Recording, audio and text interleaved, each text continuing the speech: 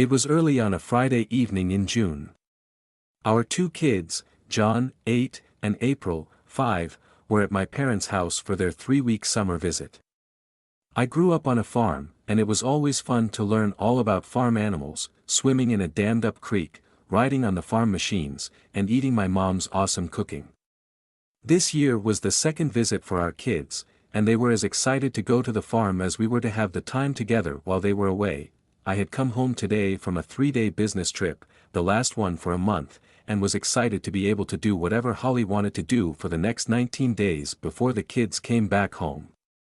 I had scheduled some days off next week for a surprise for days in Jamaica that Holly knew nothing about.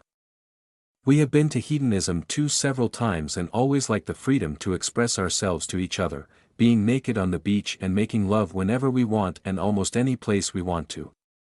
We enjoy the theme parties and games we play, are always randy after, and can't wait to ravage each other. Tomorrow night was our first date night in a couple of weeks, and I had made a reservation at the Chop House in Buckhead. Then we would go dancing for the rest of the night. We finished dinner and cleaned up together. I poured 2 glasses of wine to finish the bottle, and we sat out on the deck looking up at the stars. It was a clear night, and with all the lights off in the house. It was extremely dark. Tonight's sky was brilliant, with millions of stars twinkling from millions of miles away. Many of the stars we saw had already burned out, and we were witnessing history, not real time. I finished my wine and went inside to open another bottle when my cell phone dinged. I opened a bottle of Jordan Cabernet from the wine cooler, letting it breathe.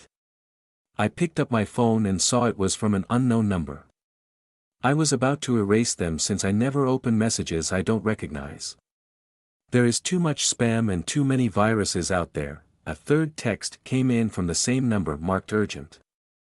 It got my attention, so I opened it. The text, Sid, don't trash the 2 other texts. You have to see them. You will not be happy, but I must share this with you. You don't deserve what is happening. If you want to know more, text me back. Your good anonymous friend. What was this? Who was this anonymous friend, and why was he sending me a cryptic text? I poured 2 glasses of wine and stood looking at my phone. Did I dare open the 2 texts? From the third message, it seemed that I needed to see them, so what the hell? I opened the first text and video file. The text, Sid, sorry you have to see and experience this. It happened on Tuesday night this week. I am so sorry. What the hell was this? I had to see the video now. I clicked it open. The scene was in a bar. And people were dancing in a large crowd. The video scanned around and stopped on a couple dancing quite close to each other. The woman had her back to the camera, and the man looked away, but he resembled an old friend of mine, Thad Rhymes, who had moved away several years ago. I had been waiting to hear from him since he left. The video focused on them, so I studied the picture as they danced. This went on until the song ended. They separated, turning toward the camera. I cannot explain the feeling that overwhelmed me when I saw their faces clearly after a sweet kiss was given to the man by my wife, Holly. There are no words to describe the devastating pain I felt in my heart and the instant nausea that caused me to run to the powder room and retch up my guts. I slumped to the floor and shook, then vomited again until nothing was left. I locked the door and lay there, afraid to examine text number 2. I finally took a deep breath and opened it. The video played. It must have been later, outside in the parking lot. The lights were bright, and there on the screen were Holly and Thad Rhymes in the back seat of an SUV, making out like teenagers. I threw up again, but it was just dry heaves now. Nothing was left but bile. The door handle turned back and forth. It was Holly. I closed the text and put my phone in my pocket. Sid, what is going on? Are you okay? Why is the door locked? Open it, please. I didn't want to see Holly right then. So I ignored her. She banged on the door, demanding I open it. But I just sat there, totally confused by what I had just seen. I was bewildered. There are no words to describe the pain that consumed my whole body. I had just seen my wife of 11 years dancing. I finally stood and opened the door. Holly was standing right there. As the door opened, our eyes met. I saw loving concern in Holly's eyes, and Holly saw pain and devastation in mine. "Sid, are you okay? What happened?" I ignored her for a second, then came to my senses and spoke. "God, I don't know." I went in to get more wine, and suddenly, I felt sick and had to vomit. I ran to the bathroom and closed the door. I vomited up everything from dinner and anything else that was in there. It wasn't good. I feel better now. I need to wash up and think I will go to bed. There was a sincere look of concern on Holly's face as she asked, "Are you sure you are okay?" I lied, "Yes, it must have been something that didn't agree with me." "Yeah, me seeing my wife me." "You think, okay, I will clean up and be right up."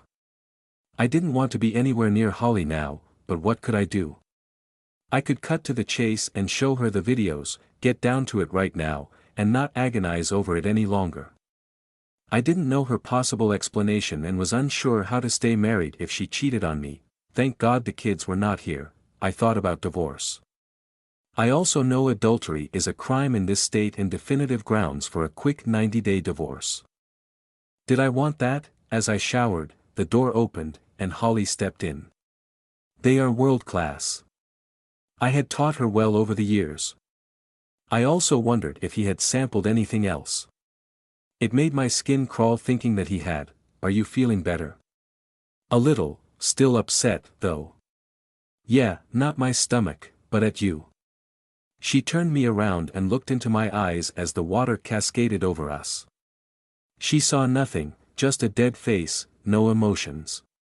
Her reaction was total confusion. I finished washing and pulled away from her, stepping out of the shower without a word, leaving Holly standing there alone, with water raining down on her. I dried, brushed my teeth. I placed my phone on the bedside table in case I decided to expose her now. I was seriously considering that now was the right time. It would be out, and if we were divorcing, we would have a couple of weeks to work out the details before the kids came home. I lay with my eyes closed, trying to understand what could have happened to motivate Holly to cheat with Thad. From what I hear, he was divorced 3 times and had difficulty keeping a job. Thad left here after having an affair that wrecked his second marriage. Then I heard he got married again and divorced once more, all of them because he was a chronic cheater. How had he pulled Holly into his web? Then, a terrible thought hit me. That thought pissed me off. Then, a horrible thought hit me right in the gut. What if April, my youngest, wasn't mine but was Thad's child? I was ending this tonight. I kept my eyes closed, showing no expression. The night light from the bathroom was all there was, so it was fairly dark. My mind and willpower were strong as I fought hard, playing the video images in my head. I began to soften again. I softened more until Holly pulled away and looked at me with confusion on her face. I had never in all our years together not responded, yet tonight I had. This confounded her. "Okay, what the hell is going on, Sid? First, you instantly got sick. I ate the same as you, and I feel fine. Then you have no life in your face and the shower, and just now, you do not respond to me. Something is going on. What is it?" I looked at Holly, and reaching up, I turned on the lamp. I sat up against the headboard and looked at her. Once again, I showed no emotion. "Holly, we were having a wonderful evening. I was looking forward to spending 3 weeks not having the kids. How wonderful it was not to have the kids for a few weeks. We could reconnect and strengthen our love for each other. We were sitting on the deck, looking up at the incredible sky. It was so romantic, and Holly, I was so happy and at peace with you." I went inside to get more wine, and my phone dinged. I ignored it, and then it dinged again. I looked at it, and the text said it was urgent. I reached over and picked up my phone. I opened the third text and handed the phone to Holly. She had a strange look on her face as she read the text and handed me the phone back. She said nothing, as you can imagine, my interest was piqued, so I opened the anonymous friend's first text. Just as I said that, Holly gasped, "Oh God, no, Sid." I opened the video and let it play. The music and noise were enough. Holly crumbled to the bed, pulling the sheet up over her head. She screamed, "Oh God, forgive me, I am so sorry." Then she began to sob loudly. I started the second video and lifted the sheet, sliding the phone under her face. "Holly, look at the video. Please confirm that for me." I was mean and nasty to Holly. I yanked the sheet completely off of her and moved up on my knees. She was in a fetal position, shaking and sobbing. I looked down at her, leaning over inches from her face. I screamed at her, "I am married to a cheating. What should I do with her, what should I do?" Holly screamed, "Oh God, no." And rolled out of bed, ran to the bathroom, and slammed the door. I lay there for a minute, dressed in shorts and a tee, and went to my office. I work from home when I am not traveling. I am an independent IT consultant working in the cybersecurity area these days. This week, I was away meeting with Homeland Security on a 3-year contract to teach their anti-cyber terrorist section on the ever-changing hacking landscape. You might ask, how in the hell did you get into that? I was a hacker in college and worked a lot on the dark web. I am a knowledge sponge. I can remember anything I do once and always remember it. They call it eidetic memory. Anything I do or see or have done is logged in my head and can instantly be recalled. I don't broadcast this ability, and Holly doesn't understand it. It has come in very helpful, and I astound people, especially in negotiations or complex documents. I am also a speed reader, so as I read a manual, contract, or other document, I remember every word and instantly recall phrases or paragraphs upon request. Why is this important? I have watched the 2 videos twice in full and have them locked in my memory. I can repeat every word on the videos verbatim, even the whispers said by anyone. As I think through the videos, I think I know the identity of my anonymous friend. It is Carol Wilson, a friend of mine from my poker club. Yes, I am a hold'em poker player and do quite well, given my memory. Carol, Holly, and I have been to a couple of poker tournaments in Vegas, and we had a great time out drinking and partying one night after I lost out. I was sure that Holly would not remember Carol, but Carol once told me that if anything ever happened and Holly and I split, she wanted me. I never thought much about that because Holly and I were solid, or at least we were. I was wrong, as I watched the videos. I could hear the photographer saying things under her breath, "God, Sid, I am so sorry. You are a good man." Then in the second video, it was almost 10:30 p.m. I called Carol. The phone rang several times, and then she answered, "Thank you." I started with, there was silence. "Carol, I know it was you, wasn't it?" Still silence. "Carol, speak to me, please." "I am okay." "Well, Sid, I am not." But I didn't. It wasn't my place. This time, I was silent, shocked at what Carol had said. I did the next best thing. I sent you the videos I took. Sorry for all this, but you had to know. Thank you for telling me and showing me what you saw. I do have questions you may be able to answer. Can you help me further? I will try. What do you want to know?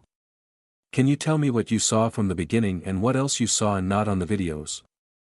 I need details. Okay, let me start with, I saw Holly with several other women having drinks and fending off the men that were hitting on them. I was with another group. We were dancing and drinking too. As the night progressed, I went to the restroom and heard 2 women talking as I was peeing.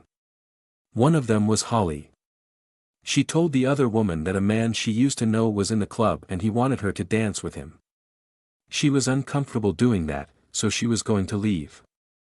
They left the ladies' room, and I left as well. There was a man in the hallway who stopped Holly. I moved by them, and I never thought anything about it until I went to the bar for a drink and saw Holly dancing very cozy with the guy. That was the first video. I moved around, watching them. After the dance, they moved to a table in the back of the club, talking intently. Holly was very emphatic and, at one point, got up and returned to the other table with her friends. I danced a couple of dances and was over near the door when I saw Holly and the man walk out of the club. That disturbed me, so I broke from my dance and followed them. As I got to the door, they were right outside kissing passionately. I stopped and watched them. When the kiss broke, Holly said, "Okay, just this once, then you have to leave me alone." I followed them to a Cadillac Escalade, and they got in the back seat. I moved my position so I was standing in the dark and couldn't be seen. Then I heard him tell her, "So do it, Sid." Holly pushed him away and got out of the car. I moved deeper into the shadows and watched her quickly walk to her car and leave. I was silent for a minute. I knew I had every word Carol had told me logged into my memory and could repeat it to Holly word for word. Wow, that was detailed. "Thank you again. I may call you again. If things don't work out, I remember what you told me. Thanks again." I was shaking as I lay on the cold bathroom floor. Oh God, what did I do? Why did Thad have to come back to town? Then there he was tonight. What were the odds we would both be in the same bar tonight? I had not thought of him in years. Cell phone cameras are everywhere, and a friend of Sid saw us and got a video of us. I wonder what he recorded. Oh God, as I lay there, I recalled every minute of that night. It was Sid's first night out of town for the last time until next month. Some of the girls from the bank wanted to meet for a drink and dinner. I had not been out with them in a while, so I decided to go. I wasn't dressed properly, so I left early and went home and changed. Putting on a party dress I had not worn in a while. It was short, but I liked how I looked dressed in it. I arrived as a couple of the other girls did. There were 7 of us, so we went into the restaurant for dinner. We had fun chatting and drinking as we ate through an excellent 4-course meal. It was delicious, and we were all full. The vote was we go down the street to Sessions, a new bar and dance club, and work off what we ate. I drove down 2 blocks, so I didn't have to walk that far. Later when I left for home, we all had shots, danced together, had more drinks, and danced some more. We made it clear to all the male suitors we were married and were not out trolling. As the night went on, a few girls left, and I was dancing with Mia when I was tapped on the shoulder and heard a familiar voice I had hoped I would never hear again. My, Holly baby, how are you? It's been years." My skin crawled as I turned around and saw Thad Rhymes standing there. I was shocked. I turned back to Mia, took her hand, and pulled her to the ladies' room. Once inside, I told her I did not want to dance with the man so that I would leave. Mia understood and agreed to play decoy for me so I could go. But when we walked out of the ladies, Thad was standing there. I sent Mia on and had to deal with Thad myself. "Thad, I can't do this. We agreed when you left here 3 years ago nothing would ever happen again." Thad said nothing but pulled me out to the main room onto the dance floor. It was a slow dance, so he pulled me tight to him. He felt good, bringing back good and not so good memories. The song ended, and he pulled me to a table in the back. He tried to kiss me, and I told him no. I had fellow workers here, and that was dangerous, and we were done 3 years ago. We argued, and he threatened me again like he did 3 years ago. I had made a mistake that Thad knew about. He blackmailed me, or he would tell Sid what I had done. I slapped Thad. He flinched, then grabbed my hand and dragged me onto the dance floor again. We danced to a few songs. So after the last song, we returned to the table and argued again. I finally agreed to one last time. I went to the remaining girls, told them I was leaving, and walked to the door. Thad was there, and we walked out. As soon as Thad had me outside, he was all over me. Then he pulled me to his SUV, and we got in the back seat. He is just average. Sid is much bigger. I looked at Thad and said firmly, "That is the last time, asshole, don't ever contact me again, or you will be very sorry." Before he could respond, I turned away, threw open the door, and jumped out of the SUV, running quickly to my car and leaving right away. I drove home as fast as the law would allow. I walked into the house feeling nasty and dirty. As I washed, I questioned if I would ever be done with that. I dried off and went to bed. I pulled Sid's pillow to me and held it tight as I softly sobbed as fear and worry overtook me. I was so worried that somehow Sid could learn about Thad and me. I would have to tell him about what I had done years ago, the blackmail Thad had forced on me, and what I had to do to keep him from telling Sid. How could I explain all of that? I knew that would hurt us. God, I never expected what happened Tuesday night to be discovered, but now it had been. What was I going to do? I got off the floor and took a hot shower to warm up. I heard the shower running. It was time to get this over and see where we were going. I had to know about what happened from Holly's perspective. Also, I wanted to know what Holly had meant by one last time. I thought I knew but wanted Holly to tell me. The shower stopped, and I heard Holly shuffling down the hallway a few minutes later. She stopped at the door and looked in. Sid, we need to talk, Holly said in a soft sheepish voice. I will decide when we will talk and what will happen next. You had better start planning where you will live after tonight because you may no longer be welcome in my house. What do you think about that? Oh God, no, Sid, please, I can explain. Holly crashed against the door jamb, sliding to the floor. I got up and walked to the door, looking down at her. Holly, where will you be when I want to talk? Holly looked up. Right here. I closed and locked my office door. I was tired, so I lay on the couch, covering up with a throw, and slept. Several hours later, I heard a knock on the door, waking me. Sid, it's very late, can we talk now? I looked at the clock, 1:47 a.m. It was late, and Holly had been waiting all this time. I folded the throw, placing it on the back of the couch. I walked to the door and unlocked it. I went to my desk and sat down. I waited. 10 minutes went by, and the door opened. Holly stuck her head in. Sid, can we talk now? Holly, make us coffee and bring in the cookies. Then we can talk. I sat waiting. I knew I was not divorcing Holly. But I was going to make her squirm more than she already was. Holly does not know that I know about her affair with Melissa and Cone 4 years ago while they were on a bank work retreat. She was so guilty about it, but she couldn't tell me. It was eating her up inside. A month later, we went on a weekend trip to the beach. One night, we drank a lot and did something crazy for us. It was so not Holly, or me, for that matter. But after all we had drunk, Holly got into it. Once we were in the room and seated, the music started. I laid $100 bill on the small table and whispered to the dancer, "She is Holly." Holly looked like a deer in headlights, her mouth opened. And she nodded, yes. God, I wanted to see this. I took out another 100 and laid it on the table. Holly looked at me, then the money. Melody leaned over. For 200 more, I can lock the door. I peeled off another 200 and laid it on the table. She looked at me and Holly and said, "I'll be right back." You want to do that, don't you? Holly slurred with a smile, "Oh God. Yes, yes, I will do it." She slurred, "Wow, that surprised me." Melody smiled at me as she danced in front of Holly. I smiled and nodded to her, giving her the go sign. Her smile widened. I could not believe what I was seeing. Call me. If you don't call, thanks. It was an amazing night. And the money was nice too. Got to go. By that night, I learned everything about Lady Love. I also knew a little about Thad.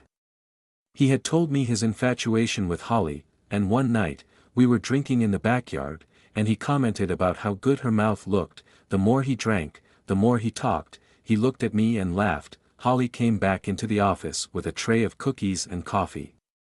There were also 2 shots of amaretto. So, Holly, what do you want to talk about? Sid, I have several confessions to make. Wow, several confessions. I thought you only had one to confess to. It sounds like you have been a bad girl. So, get to it, this might be interesting. For the next hour, Holly told me about Melissa and their lesbian tryst. Then Holly explained about Thad, the blackmail. I sat listening seriously for the full hour, drinking coffee with amaretto and snacking on Oreo cookies. I only asked a question once she finished. When Holly finished, she was a ball of nerves, not knowing how I would react. What do you have to say about that? Holly's eyes grew wide when I made that statement. I could see she was crushed by what I said. You have betrayed me with a woman and a good friend. I don't understand that if you love me like you say you do, and we are life partners, why would you never come to me with any of this, especially? Then what would you do? That was what I wanted.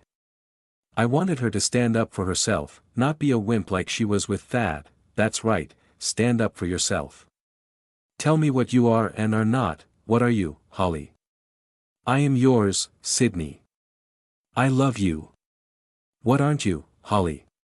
But for you only. I liked that. We would test that out a little later. Then what were you for Melissa and Thad? Holly looked at me, thinking. I have been a cheating, unfaithful, disrespectful wife. I don't deserve you. You deserve better than me. If you say you don't deserve me, then what should I do with you? Should I toss you out, divorce you, and leave you with nothing? What punishment should be inflicted on you?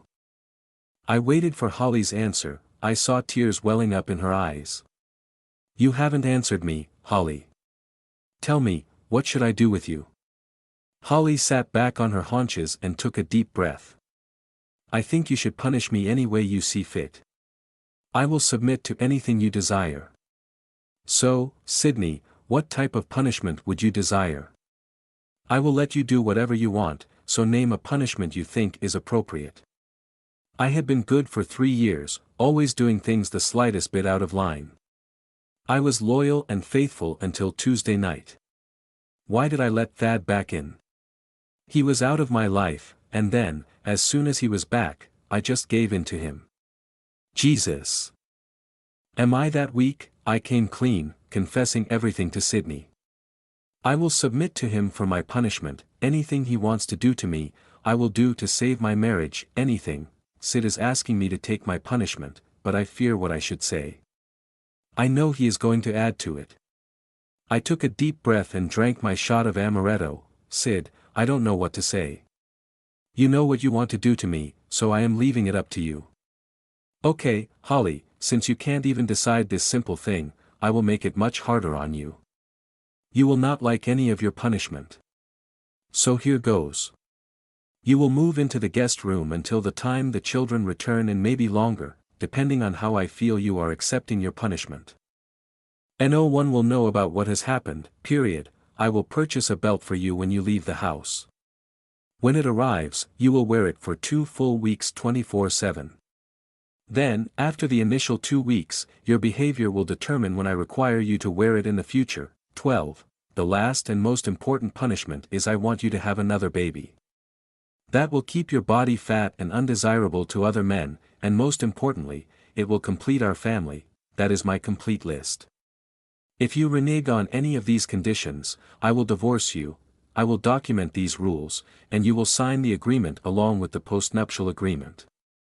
Do you understand? Part 2 is coming soon. Dave Pearson smiled contentedly as he looked at his office door. It was late Friday night, and the happy working family was buzzing with excitement in anticipation of the weekend. He was proud of all 33 employees of his company in suburban Philadelphia. Among them that day was his wife Linda. She handled the bookkeeping duties, working mostly from home, but often came in on Fridays to hand out paychecks and keep in touch with the team. The company's main salesman, Dave's brother Rich, was also here as he had finished his sales this week. Dave smiled with pride as he watched his family and employees merge into a powerful team, turning the company into a well-oiled machine. Dave was truly blessed. The only pity was that his euphoria didn't last long. Dave's pleasant musings were interrupted by his office manager, Hannah Kemp, knocking on the door. "Boss, I'm finishing up work and getting ready to head home. I was wondering if I could bring something for tomorrow's pork roast?" "Hi, Hannah. What's all this boss crap? You really run the place. Damn right I do. So can I get you anything? I think Linda's got it under control. Noticing his wife nearby, Dave called out loudly to her. Honey, do you have a minute? Pretending to scan the room with a drawn, surprised smile, Linda cheekily replied. Honey? You mean me? Who else would I mean, smartass? All three laughed as Linda joined them. Dave took the opportunity to keep things light. Hannah and I were just discussing who's the real boss around here. Everyone knows Hannah runs the place, Linda said with a smirk. And, Hannah added, everyone knows Linda wears pants at home. Right, Dave? I refuse to answer that because I'm sure I'd get in trouble. Smart move, babe. Besides, Hannah, our relationship works best when neither of us is wearing pants. Whoa, guys. That's not serious, Linda replied. The way you two walk around holding hands, smooching, and making eye contact is bad enough. Linda blushed and Dave replied, I'm proud that we're still on our honeymoon after 17 years of marriage. I've been really lucky in a loving way. Linda wept, and her lips quivered with excitement, and a cute, crooked smile appeared on her face. Isn't he cute? Yes, he is, Hannah agreed. Before you two decide to get a room, I just wanted to see if I could bring anything tomorrow. Oh, Linda said, coming out of her love days. Thanks for the offer, but we've got it covered. Do we know exactly how many people from the company are coming tomorrow? Hannah looked at the clipboard she was holding. Looks like 28 employees, 26 immediate family members, and 31 children. Linda did a quick mental calculation. Okay, that's 85 people plus our family. The caterer makes food for 120 people, so we'll have enough. Speaking of relatives, Miss Hannah, are you bringing anyone? Hannah visibly forced herself to smile before answering. No, I'm on my own. Come on, girl. You're young and hot. We have a friend from church who would be perfect for you. Linda, don't do that to me. Okay? Linda started to answer when Dave interrupted her. Honey, leave Hannah alone. She's a big girl now. I know, but... Linda. The look on Dave's face spoke more powerfully than his words. Okay. I'm sorry, Hannah. You know it comes from love, don't you? Yes, I know, she replied. Hannah had so much more she wanted to say, but those secret words never made it off her lips. Walking hand in hand across the parking lot, Dave and Linda were anticipating one of their favorite traditions and the busy weekend ahead. Dave asked the obvious question. Did you make the reservation? Yes, of course. Mongolian beef for you, General Tso's chicken for Allie, and I'll try the Happy Family seafood platter. Great. I could have guessed Allie's order. She always does that. Look who's talking. I wouldn't be surprised if you turned into a Mongol. Very funny. Did they bring you an assortment of appetizers too? Of course. They got in the car and drove home. A few minutes had passed when Linda noticed that her usually talkative husband had suddenly become taciturn and with a sort of detached expression on his face. Is something wrong, baby? Snapping out of his thoughts, Dave answered uncertainly. Well,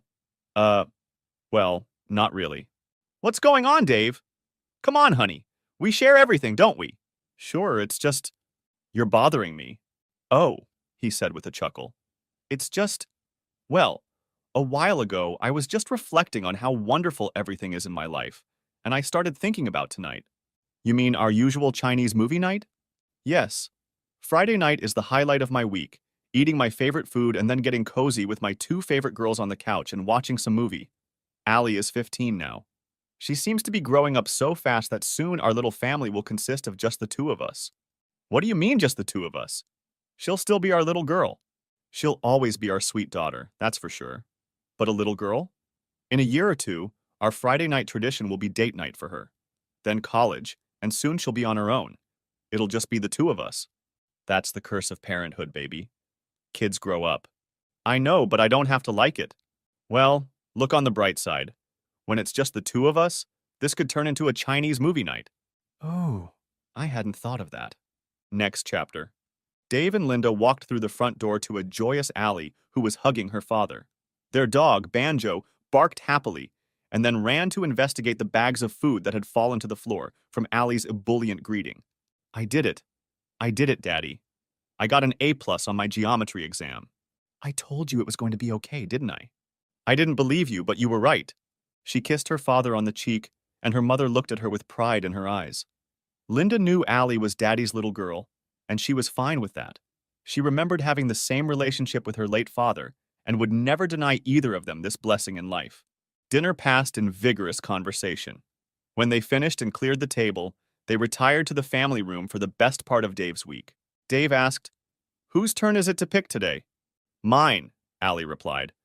"I picked the old comedy you were talking about that I haven't seen." Dave laughed. "An old one? What? From 2015? I thought you were going to pick the next John Wick movie after my choice last week."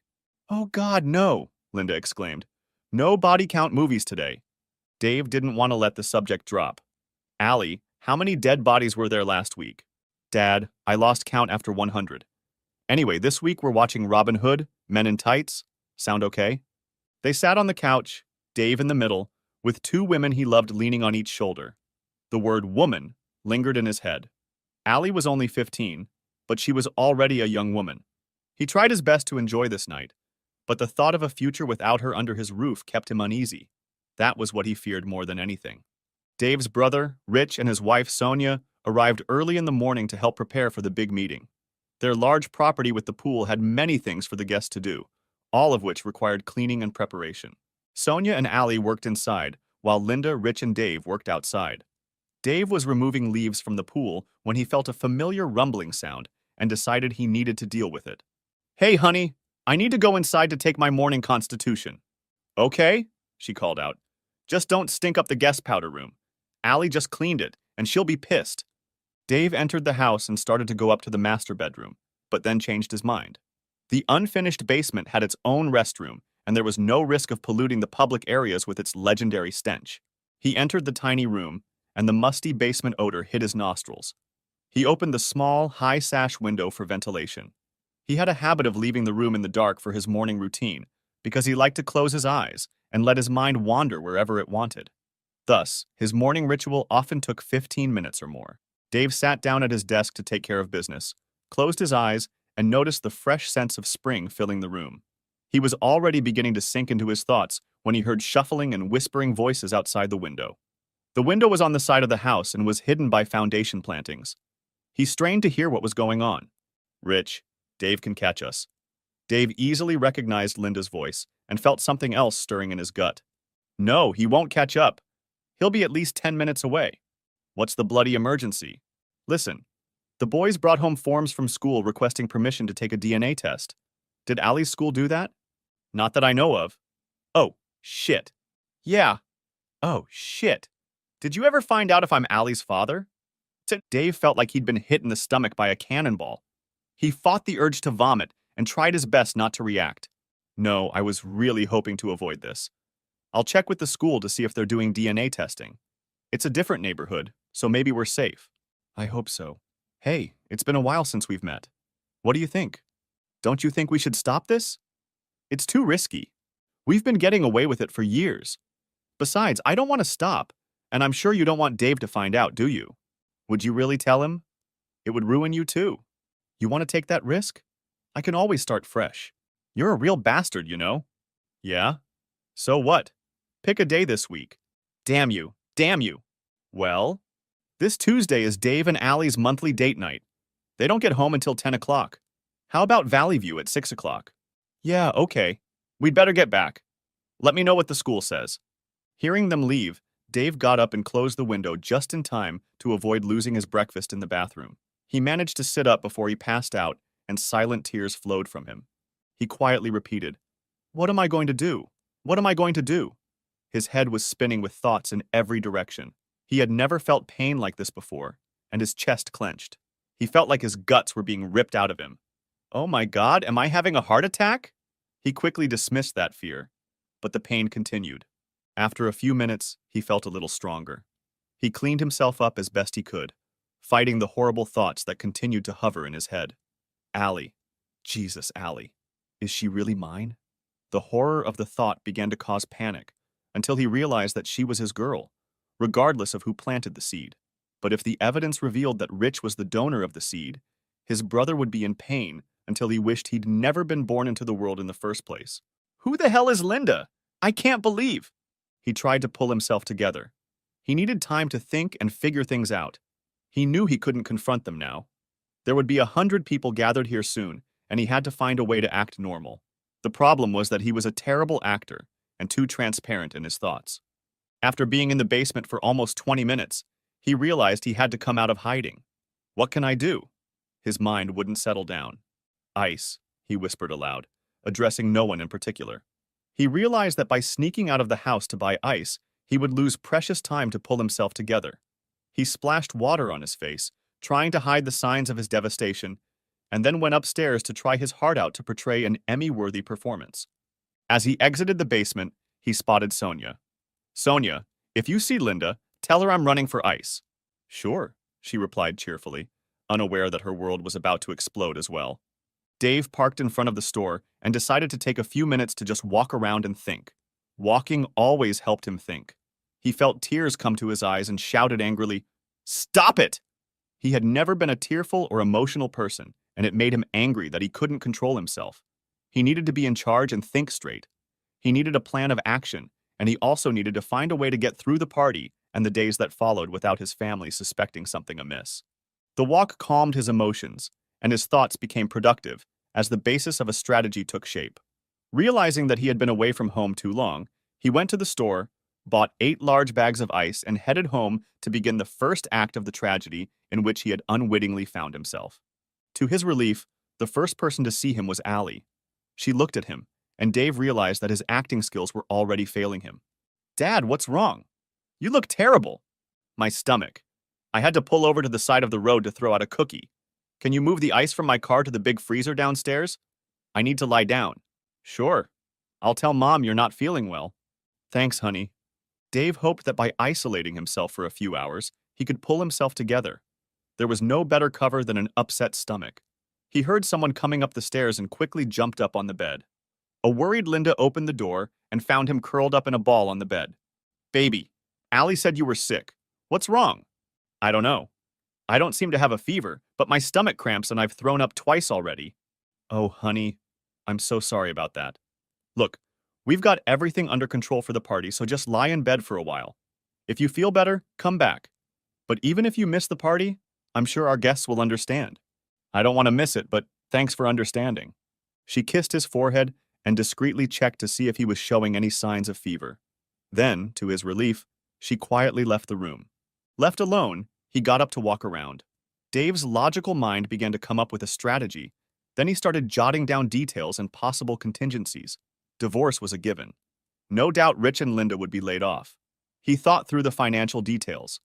He tried to figure out how to protect innocent bystanders.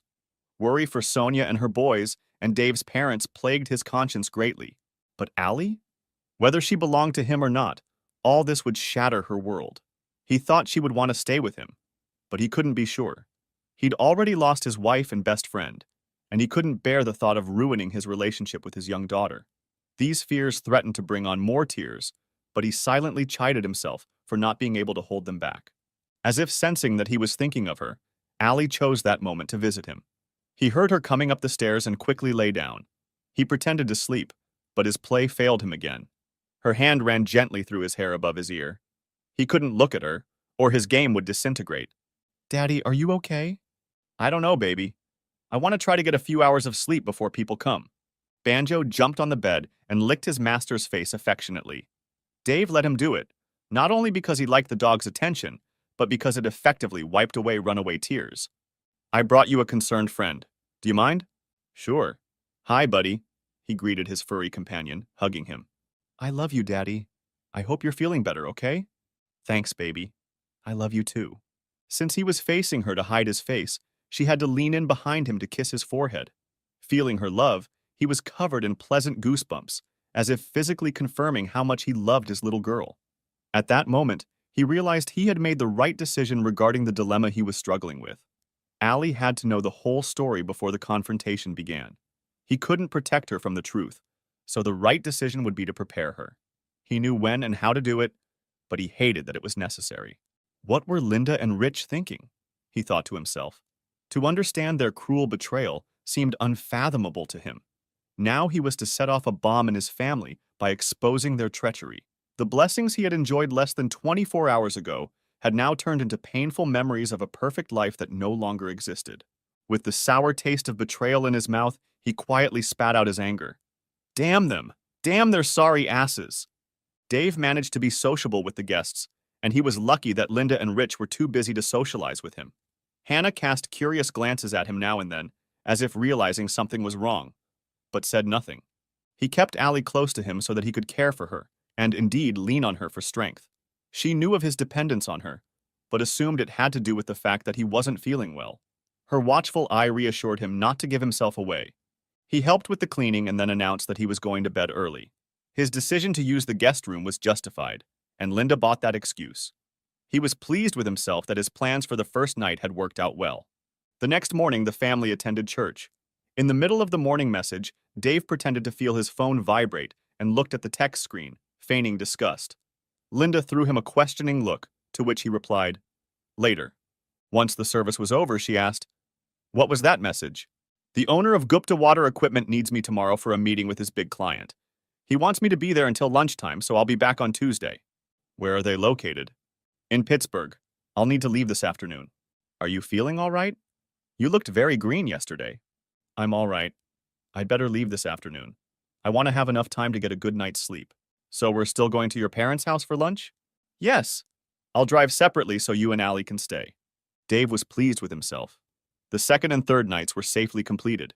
At his parents' house during Sunday brunch, he stayed as far away from Rich as possible.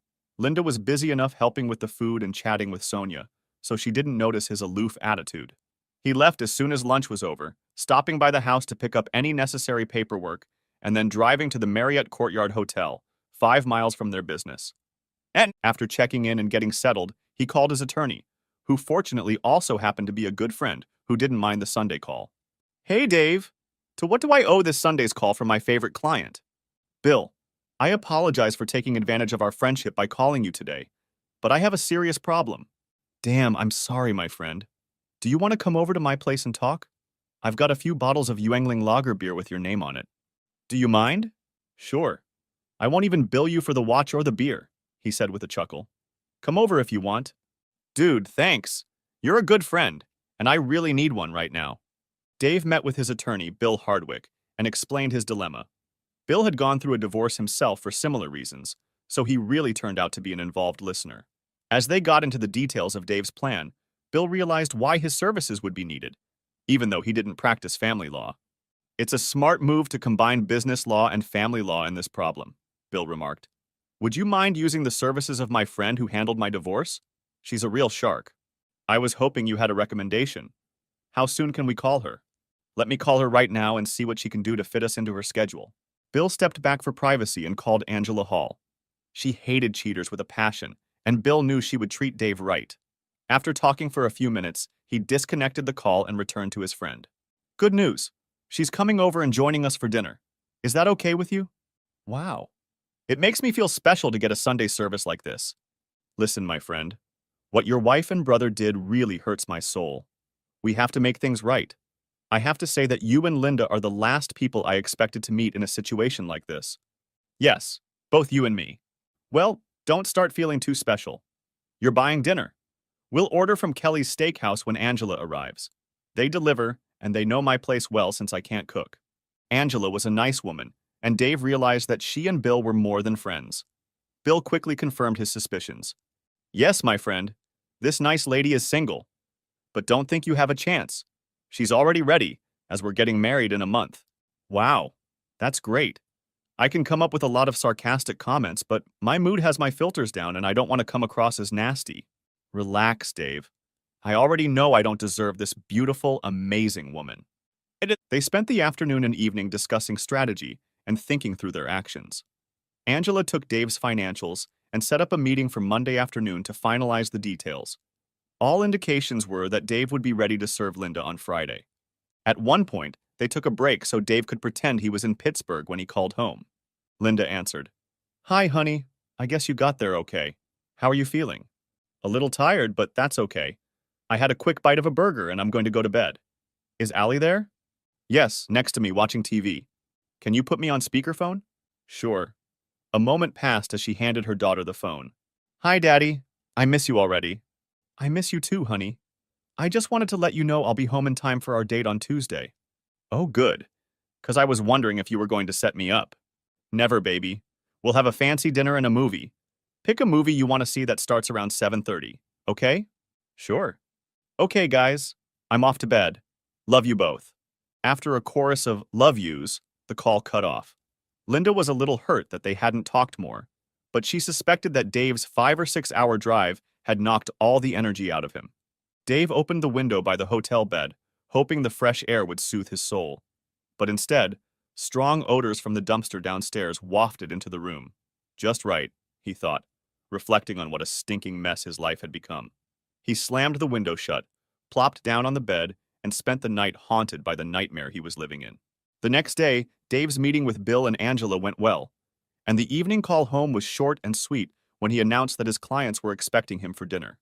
In fact, Dave was sitting in a local hotel room eating a hamburger prepared for the room, planning strategy for the next day when he would have to bring Allie up to speed. It was the day he would have to watch his little girl grow up fast, learning the darker sides of life. It was a day he dreaded with all his heart and soul. Tuesday morning, Dave finalized a few more parts of his strategy, then met with his attorney once more to finalize the company-related issues he planned to address in the upcoming divorce, as well as the severance package he planned to pay to Linda and his former brother. He arrived at the office just after lunch to give the impression that he had just arrived from Pittsburgh. The sight of Hannah brought to the surface all the emotions he thought he had kept under control. Instead of leading her directly to his office, he greeted her with an awkward smile and closed the office door behind him. "Get a grip," he said softly to himself. The list of actions in front of him was the crutch that helped him keep his composure. Taking out a notepad, he reviewed the itinerary, took a deep breath, and called his friend and trusted office manager. "Hi, Dave," she said with her usual smile, which quickly faded when she saw his face. Silent tears ran down his cheeks. Not only could he not hold them back, but he didn't want to. "Oh my God, what happened? Are you okay?" She threw aside all rules of office etiquette and rushed to hug the man she held dear, who was clearly in pain. "Dave, what's wrong? Are you sick or something else? Please talk to me." "No," he replied in a shaky voice. "I'm not sick. No one's sick." Hannah pulled a chair over to him and took his hand, stroking his arm, and sat down beside him. Shit." He grabbed a napkin as his composure began to return. "We need to change some things. I think they'll be good, but the reason they're needed is really, really screwed up." "What? What's wrong?" He looked at her with the saddest eyes she'd ever seen. Swollen and red, they betrayed the degree of pain her boss was in. She realized that only one thing could shake him so badly. "Linda? Something with Linda?" He nodded, finding it difficult to answer. He lowered his head and averted his eyes, then squeezed out a single word. "Roman." "Oh my lord! Linda?" She hugged him again, seeing that he was losing his composure. "I can't believe it. Are you sure? Do you know who?" Dave nodded his head, clearly having trouble naming the culprit. Hannah knew she had to be patient. He looked up at her, and his expression changed from all-consuming sadness to burning anger. "Rich. My own damn brother." Completely shocked, Hannah stood up abruptly and began to pace. "That son of a bitch!" she hissed, trying not to be heard. "That stupid, selfish bastard!" She continued to pace and rant as her mind digested her boss's misery. After a few minutes, she calmed down and hugged the broken man again. Suddenly, she raised her head sharply and looked him in the eye. "You found out right before the party, didn't you?" "How did you find out?" "I realized something was really wrong, and I didn't believe the sensitive stomach story. I overheard them talking and I immediately threw up, so the sensitive stomach story was partially true." "And I guess you really weren't in Pittsburgh yesterday, were you?" "No. Lawyers." "There's no chance of you staying with her?" "I've been praying to find a way, but they've been dating for 16 years or more. I can't get over it. I'll never see her as the woman I loved." Hannah went to the refrigerator in Dave's office and pulled out a Coke, then took 2 glasses and a bottle of rum from the cabinet. "I think we both need a rum and Coke. What do you think?" "I think that's a great idea." Hannah handed him the glass and sank into the chair across from him, taking a big sip. They sat in silence for a short while, looking at each other, and then turned to business matters. Dave started the conversation. "Apparently they're both going to be fired after Friday." "Obviously. Rich's wife, Sonia, has a business degree. I want to see if she can handle Linda's job. We won't get into the matter until next week, so I may need you to find a way to cover Linda's duties in the short term." "I can. I know her job and will be able to do it." "Hopefully not for too long. I don't want to overburden you." "No problem. I've got big shoulders. What about sales?" "Well, A while back, Debbie Gleason said she wanted to get into sales. She's very well established as an employee of Rich's, and I think she'd be good at it. I agree. The hardest part is taking Debbie's place. Tammy Fields. She developed systems and helped with purchasing. She's also had a lot of business courses. I think she'll be able to fit in easily. Good. Sounds like a good fit. What's the time frame? This Friday, just before they get ready to leave, tell them you and I talked about expanding sales and see if they're interested. Let them know they're not telling anyone yet, but you and I want to meet with them Monday morning to offer them promotions. I got it. Anything else? Yes. Sometime before Monday, could you draw up job descriptions for them? I'll talk about compensation packages when we talk to them on Monday. Yes. What else?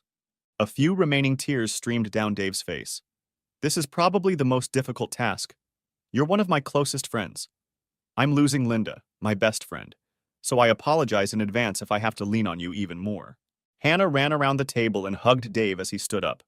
This will be my easiest task and my greatest privilege. Hannah walked out of the office aching for Dave. He was too good a man to be in such pain, and she couldn't help but feel it. Next chapter.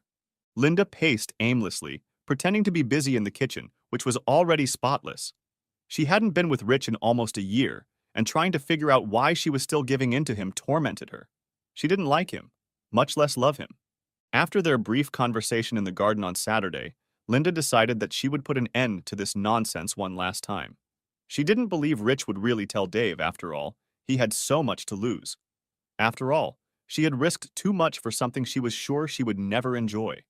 In hindsight, she should have admitted that years ago. The question of why she had jeopardized her family for something so vulgar and meaningless constantly grated on her conscience. Dave interrupted her musings by walking through a side door. She threw herself into his arms and kissed him. "Now that's welcome home," he said with some surprise. "What prompted you to do that?" "I love you so much, and I just missed you, since we haven't been together since the picnic." "I missed you too, baby," he lied. "Ready for your big date with Allie?" "You betcha." He wondered what would happen if he asked if she was ready for a date with Rich. "She's already getting ready and will be down in a minute. What do you have planned for tonight?" "I'm taking her to Vincent's Italian restaurant and then a movie of her choice. Do you have plans for tonight?" He noticed her flinch slightly. "Oh, nothing much. I've decided to go shopping at the mall." "We don't need any window shopping," he teased. "That's very funny. I'll just see if there's any worthwhile stuff there." "Well, remember to shop safely." He regretted what he'd said as soon as it came out of his mouth. "What does that mean?" "What? Nothing. Just trying to make a joke." He noticed her eyelid twitch strangely. Thankfully, Allie came down the stairs and interrupted the growing awkwardness. "Daddy!" Allie rushed into his arms with her usual joyous greeting. She was dressed in her Sunday clothes and looked much more grown up than he was willing to admit. She was growing up too fast, and today's conversation was going to make her look even more grown up. "Baby, ready to color the town?" "Color the town? What does that mean?" "Just having a good time." "Oh, then yes, and also with my favorite guy." As they left, Linda was overwhelmed with a lot of emotions. She was overwhelmed with pride and love for Dave and Allie, but guilt and remorse began to take center stage in her thoughts. "After tonight, Rich and I are definitely finished," she thought. She waited 20 minutes and then grabbed her keys to drive to a rendezvous with her longtime lover. As they drove away from the house, Dave felt his chest tighten. Taking a few deep breaths, he nervously took Allie's hand. "Honey, I have to apologize in advance for tonight." "Apologize? For what?" "We won't be able to have a fancy dinner or go to a movie tonight. I have serious things to talk about and something to show you." "Serious?" Allie's concerned look brought tears to her eyes. "Daddy, you're not sick or anything, are you?" "No, no, baby. We're going to stop at Chick-fil-A now, and then we'll go somewhere and talk. Okay? Why can't you tell me now? Is it some secret from Mom? You're freaking me out. Please? There's nothing to be scared of, baby. It'll just be easier if I'm not driving. Be patient, please." They were silent for a few minutes until they entered the Chick-fil-A cafe. After ordering chicken strip specials, they pulled onto the main road. "Kid, let's eat while we go where we're going." For 15 minutes, they drove in complete silence until Dave pulled into a small office complex across from the Valley View Motel. "Okay, Dad, we're parked. What's going on? Why did we come here?" Dave looked at the innocent face sitting next to him and began to shake the foundations of her world. "Honey, well, Shit. I'm sorry. It's hard. She took his hand and smiled forcedly. It's okay, Daddy. Tell me. Dave let out a large sign. Your mom's having an affair. It's been going on for a long time. Allie pulled her hand out of his arm in shock, and her face contorted in pain. No. No, it can't be. Mom would never. That's what I thought too. It's like I never knew her. That's why we're here. She's supposed to meet him here in about 10 minutes. Meet? With who? We'll find out soon enough, baby. She cried and hugged her father's neck as hard as she could. It can't be. You must be wrong. Her denials, mixed with tears and emotion, broke his heart. Dave noticed 2 cars pulling into the motel parking lot. Allie felt his attention drawn to the scene across the street. She pulled up and saw her mom's car parked. Then she saw her Uncle Rich get out of the car and enter the motel office. With complete shock on her face, she quickly looked at her father and saw tears streaming down his face. The girl saw her father's heart breaking, and her heart broke for him. She hugged him as best she could, settling into the bucket seats, and cried at the horror they had endured together. She felt him trying to move and noticed that he was trying to take pictures of the tragic scene. They watched as the lovers embraced and walked into room 103 together. Dave reached for his daughter's chin to encourage her to look at him. I'm so sorry, baby. He gently wiped the tears from her face. I'm so sorry. They just hugged each other to give each other strength as they each pondered what they had seen. After a few minutes, Allie stood up and looked at her father. This is killing our family, isn't it? Yes, baby. The 3 of us, Uncle Rich and Aunt Sonia, all of us. I'll stay with you no matter what. I don't want anything to do with her. Then I'll do everything in my power to keep you with me, honey. You don't understand, Daddy. If she tries to make me stay with her, I'll make her life so miserable she'll have to let me go. Count on it. He wanted to tell her to stay open to a relationship with Linda, but everyone's emotions were too strong. They could talk about it months later, but right now, it was too soon. Allie, the hardest part is going to happen in the next few days. I'm going to talk to your mother on Friday night. You have to act normal until then. Can you do that? She started crying again. I don't know. How can I do that? Well, we can talk about this and the plans I've made. Let's get out of here and go somewhere else where we can talk. Dave drove to a deserted picnic spot in a city park that was well lit as the sun went down. They talked, planned, cried, screamed in frustration, and bonded on a deeper level than ever before. It was 2 against the world. They drove home just after 10 p.m. Allie wasn't sure she could act like this for 3 days. Daddy, I'm not sure I can see her without giving her a good slap. Watch your mouth, honey. You may not want to hear this, but eventually you're going to have to maintain a normal relationship with her. They'll never be the same. I'll definitely never respect her. Let's stick to the plan, and it'll take the pressure off of you to act normal. When we get home, just pretend to be really tired and go straight to bed, okay? I can do that. Allie paused to gather her thoughts. Daddy, I really love you. I don't know how you can stand what she's doing, but I'm here for you, okay? How is a slacker like me lucky to have such a wonderful daughter like you? She took her father's hand as he pulled into their driveway. You're far from a slacker, Daddy. You're the best man I know, and the best father a girl could ever dream of having. They entered the house quietly. Fortunately, Linda was already in bed, and that allowed Allie to take control of herself. Dave found Linda pretending to be asleep. He figured she wouldn't want to frolic, since she had just been with his brother. She didn't know that he was counting on her avoiding him so he could avoid her. Dave felt sad that this might be the last time they both got what they wanted in bed. All night they lay back to back, each pretending to be asleep, each with their own thoughts, each in silent tears. Dave woke up from his nap and immediately smelled coffee. He got up, did his morning chores, got dressed, and packed his suitcase to head across town for 2 nights. Going downstairs, he quietly went into Allie's room to see if she was ready, and she greeted him with a silent smile and a nod of her head. He found Linda in the kitchen making pancakes for the family. She turned to greet him with a wide smile. Good morning, honey. Breakfast is almost ready. He hugged her from behind and kissed her neck like any other morning. As planned, Allie came out of her room exactly at the appointed time. Good morning, parents. Good morning, baby. Did you sleep well after your date with that hot guy? Sure did. Dad, have you asked her yet? Linda threw her husband a questioning look. About what? I forgot to tell you last night that I have to go back to Pittsburgh today, and I'll be back on Friday. I mentioned it to Allie last night, and she begged me to go with her. Of course, Linda echoed cheerfully. Allie will make your trip much more enjoyable. Great, Allie exclaimed. I'll eat quickly and get ready. It won't take me long. Breakfast was eaten quickly, so conversation was minimal. Allie rushed off to pack, while Dave went to his home office to gather the necessary items. Allie and Dave got into the car, and both breathed a sigh of relief. How did I do, Dad? Great. Your idea to come with me was just brilliant. Now neither of us will have to worry about the quality of our acting. You mean bad quality, don't you? Exactly. Dad, have you thought about having me with you when you confront Mom? I'm still not sure, baby. I want to be there, and when you see Uncle Asshole too. Language. I'm sorry. I just think this whole mess deserves a lot of swearing. Dave smiled, admiring Allie's strength of character. A question crossed his mind. If you were there, what would you say? I'm not sure. I think I would have followed my first instincts.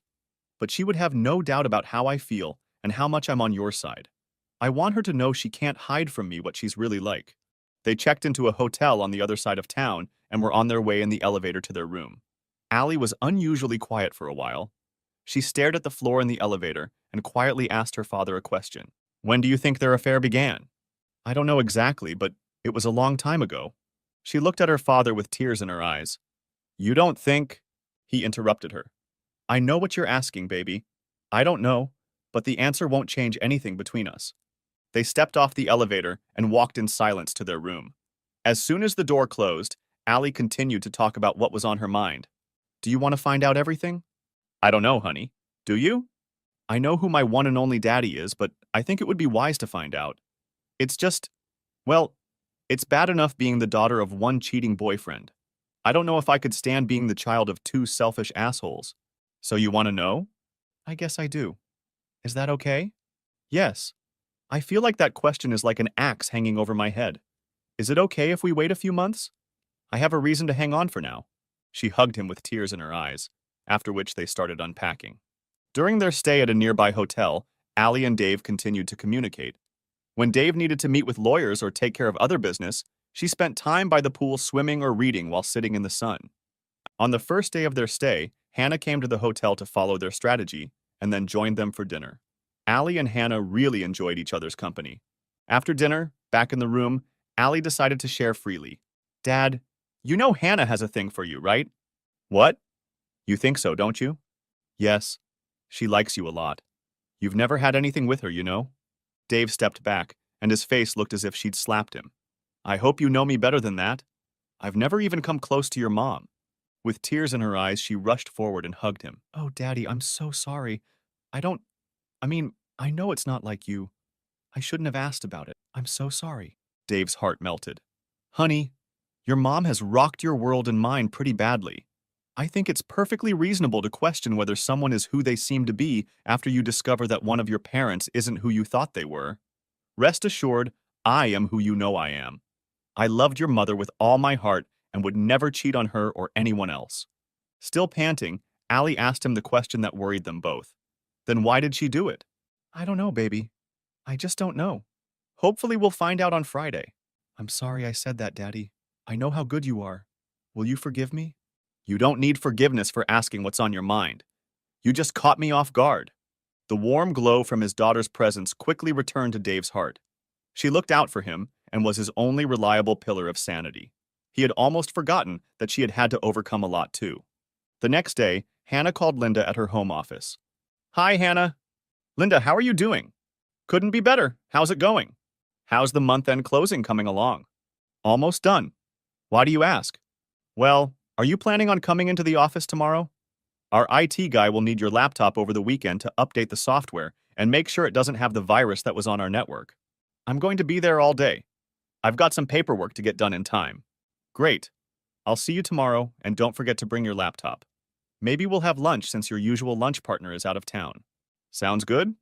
See you then. Hannah breathed a sigh of relief. She knew her soon-to-be ex-girlfriend's life would be upended. She felt sad for her and her family. But in the back of her mind, in a place she'd spent years trying to control, a bright ray of hope glimmered.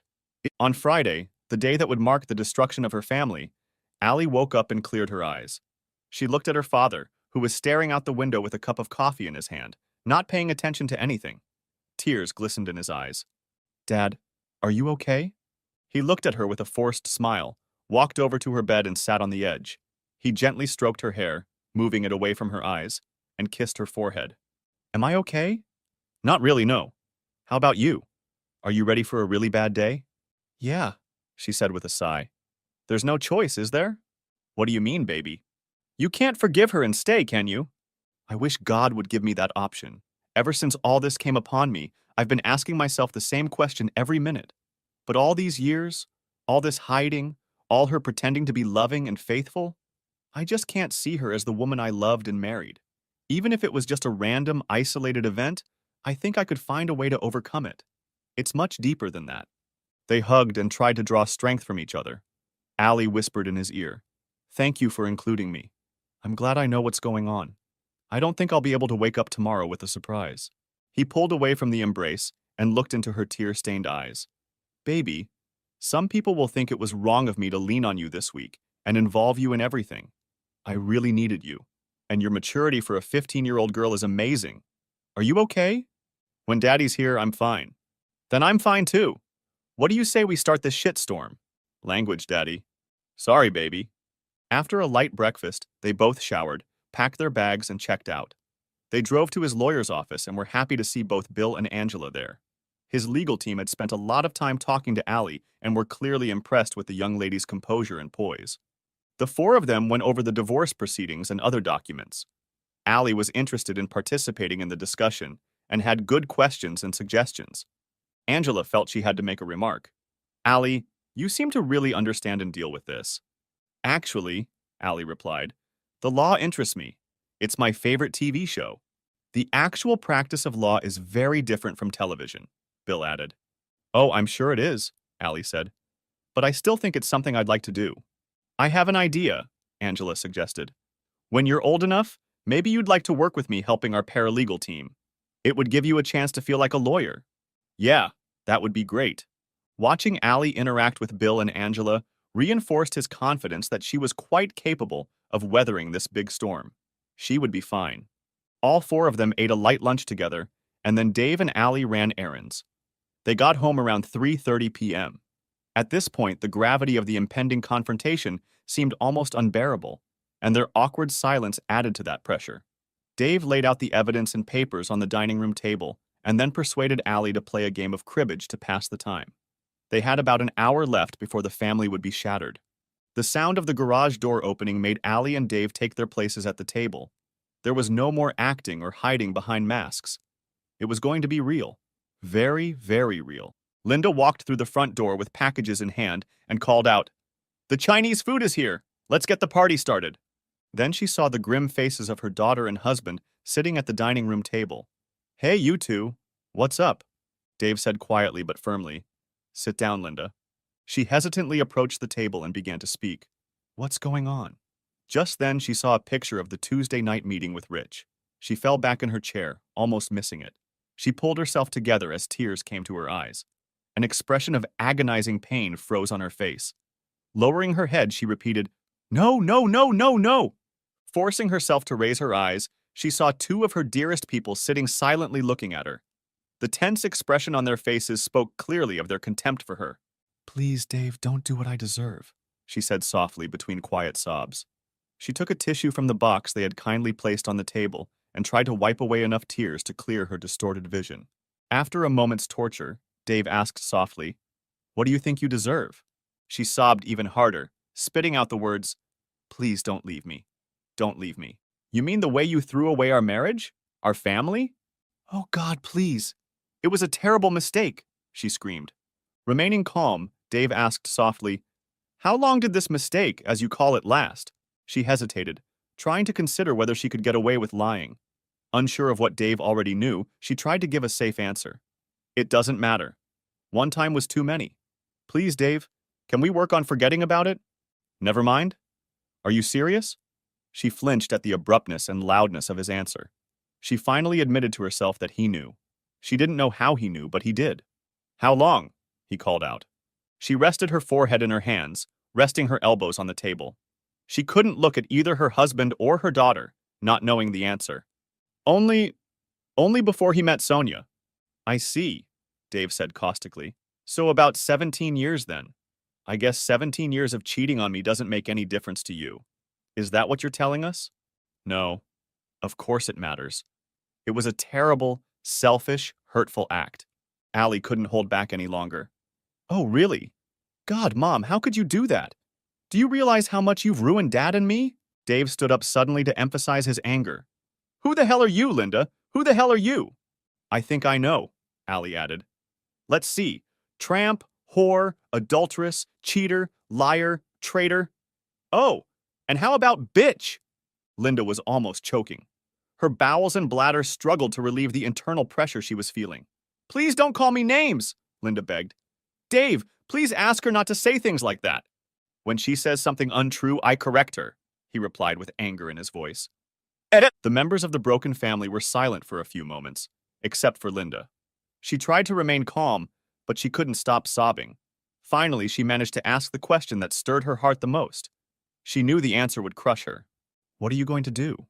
Dave replied, Go to your room, clean yourself up, and calm down for a few minutes. Your crying is just pissing us off. Then come downstairs and we'll talk for a few minutes before Allie and I leave. But we need to fix this. Where are you going? That's not your concern, and we certainly won't fix anything in a few hours. Go upstairs, he ordered. Linda staggered up the stairs, and Dave sent Linda's sister the expected message. All set. She's going to need you. Be there in 30. Great. We're not leaving until you get here. Just come on in. Got it. Linda sat on the bed and let her emotions run wild. For the first 5 minutes, she sobbed, tears streaming down her face and horrible thoughts running through her mind. As the tears subsided, her brain calmed down as well. She began to think of ways to keep her family together. She sank down on the bed, and then it hit her. This would no longer be her bed. She had ruined it for no reason. A new wave of tears came. 20 minutes later, she came downstairs, still visibly upset, but more in control. She sat in silence, looking confused and ashamed. She was relieved that Allie hadn't been with her during this part of the conversation. She waited for Dave to take the lead. First of all, I think you realize you're fired. Linda's tears came again. Why?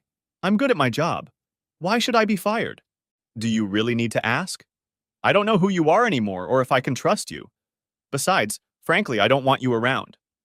She lowered her eyes, trying to regain control of herself, then asked, What else? Here are the papers I'm sure you expect to receive. In the envelope is your severance pay and agreement. Open your own checking account with the check that is in there. As for the documents, familiarize yourself with them. You may want to hire an attorney. I'll pay the initial costs, but if you fight, it's on you. This all seems so harsh, and it doesn't sound like you, dear. Can't we work on making things right? Ignoring her words, Dave continued. Shelley will be here soon to support you. I urge you to go with her for a week or so because I'm not ready to talk. When we're both ready, you can come back here to the guest room until more permanent arrangements can be made. Can't I just stay? Damn it, Linda. I really don't want to see your face for a while. The last sentence felt like a knife stabbed into her chest. She paused for a moment before asking another question she'd been dreading. Have you made up your mind? Do we really have no chance? I don't see a way out, Linda. 17 years, and with my brother.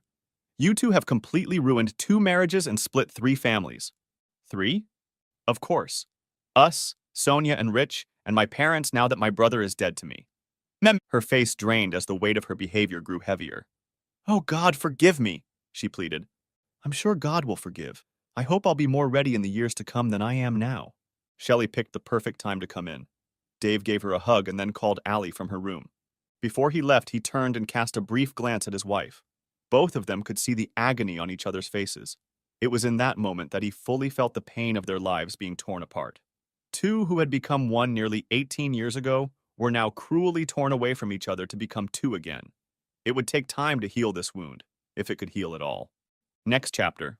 Dave and Allie knew the plan as they drove in complete silence to their destination. Whether they were ready or not was the question. At first, Dave really wanted to savor what was coming next. Then he realized how many people would be seriously affected in the moments that followed. To be the messenger of what would be the cause of all this pain tore at his heart. And they pulled up to Sonia and Rich's house in his father's car. He knew his parents were here for dinner. He prayed they were okay, but he needed them to see the evidence and the confrontation firsthand. Dave was going to cut his brother out of his life, and they needed to understand why. Dave's heart was pounding so hard he was afraid he was going to pass out. Allie noticed he was struggling. took his hand and smiled. Dad, it's going to be okay. We're going to make it through this. Okay, little man. Just remember to stay close to your grandparents and give them the picture when I give it to Sonia. I've got it all figured out. You still haven't answered if you're going to beat Uncle Govt for brains? I'm not going to, but we'll see what happens. Remind me we need to talk about your increasing use of profanity, he said, suppressing a chuckle. Allie and Dave entered without knocking just after everyone in the house had finished dinner. The 4 adults had just gotten up from the dinner table, and the kids were somewhere else in the house. Allie ran to hug her grandparents, and Sonia greeted Dave. Hi, guys. I wasn't expecting you, but we have plenty of food if you're hungry. Dave kissed his sister-in-law on the forehead. Thanks, but we've already eaten. I'm afraid we have something unpleasant to discuss. He handed Sonia a picture of Rich and Linda's date, and Allie gave her grandparents her copy. The room was filled with a chorus of, "What's this?" that grew louder as the images became clear. Dave handed the copy to his brother. Well, dear brother, would you care to explain? Rich turned white and sank into a chair. Yes, Dave's father turned to his youngest son. Can you explain this, Richard? Sonia pounced on her husband and slapped his face as hard as she could while shouting obscenities and accusations at him. Dave tried his best to contain and calm her anger. Let's hear him explain. Yeah, let's hear it, their mother added, and Allie hugged her protectively. Mehmet! Rich stuttered and couldn't find the words to get him out of this mess. That was... shit! Where did you get that picture? Wrong answer, asshole, Dave shouted. I know the truth, so let's hear you admit it.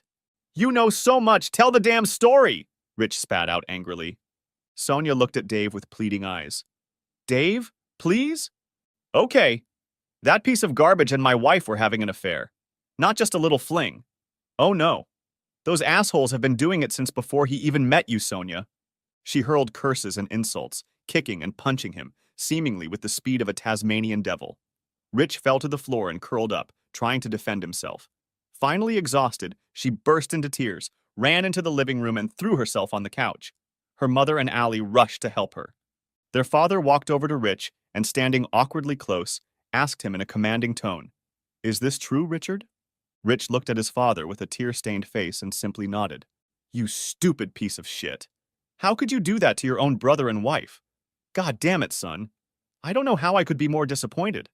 You're just a disgrace. I'm sorry, Rich pleaded. I'm really, really sorry, Dave. Leave it alone, asshole, Dave spat out. There's nothing you can say to make it right.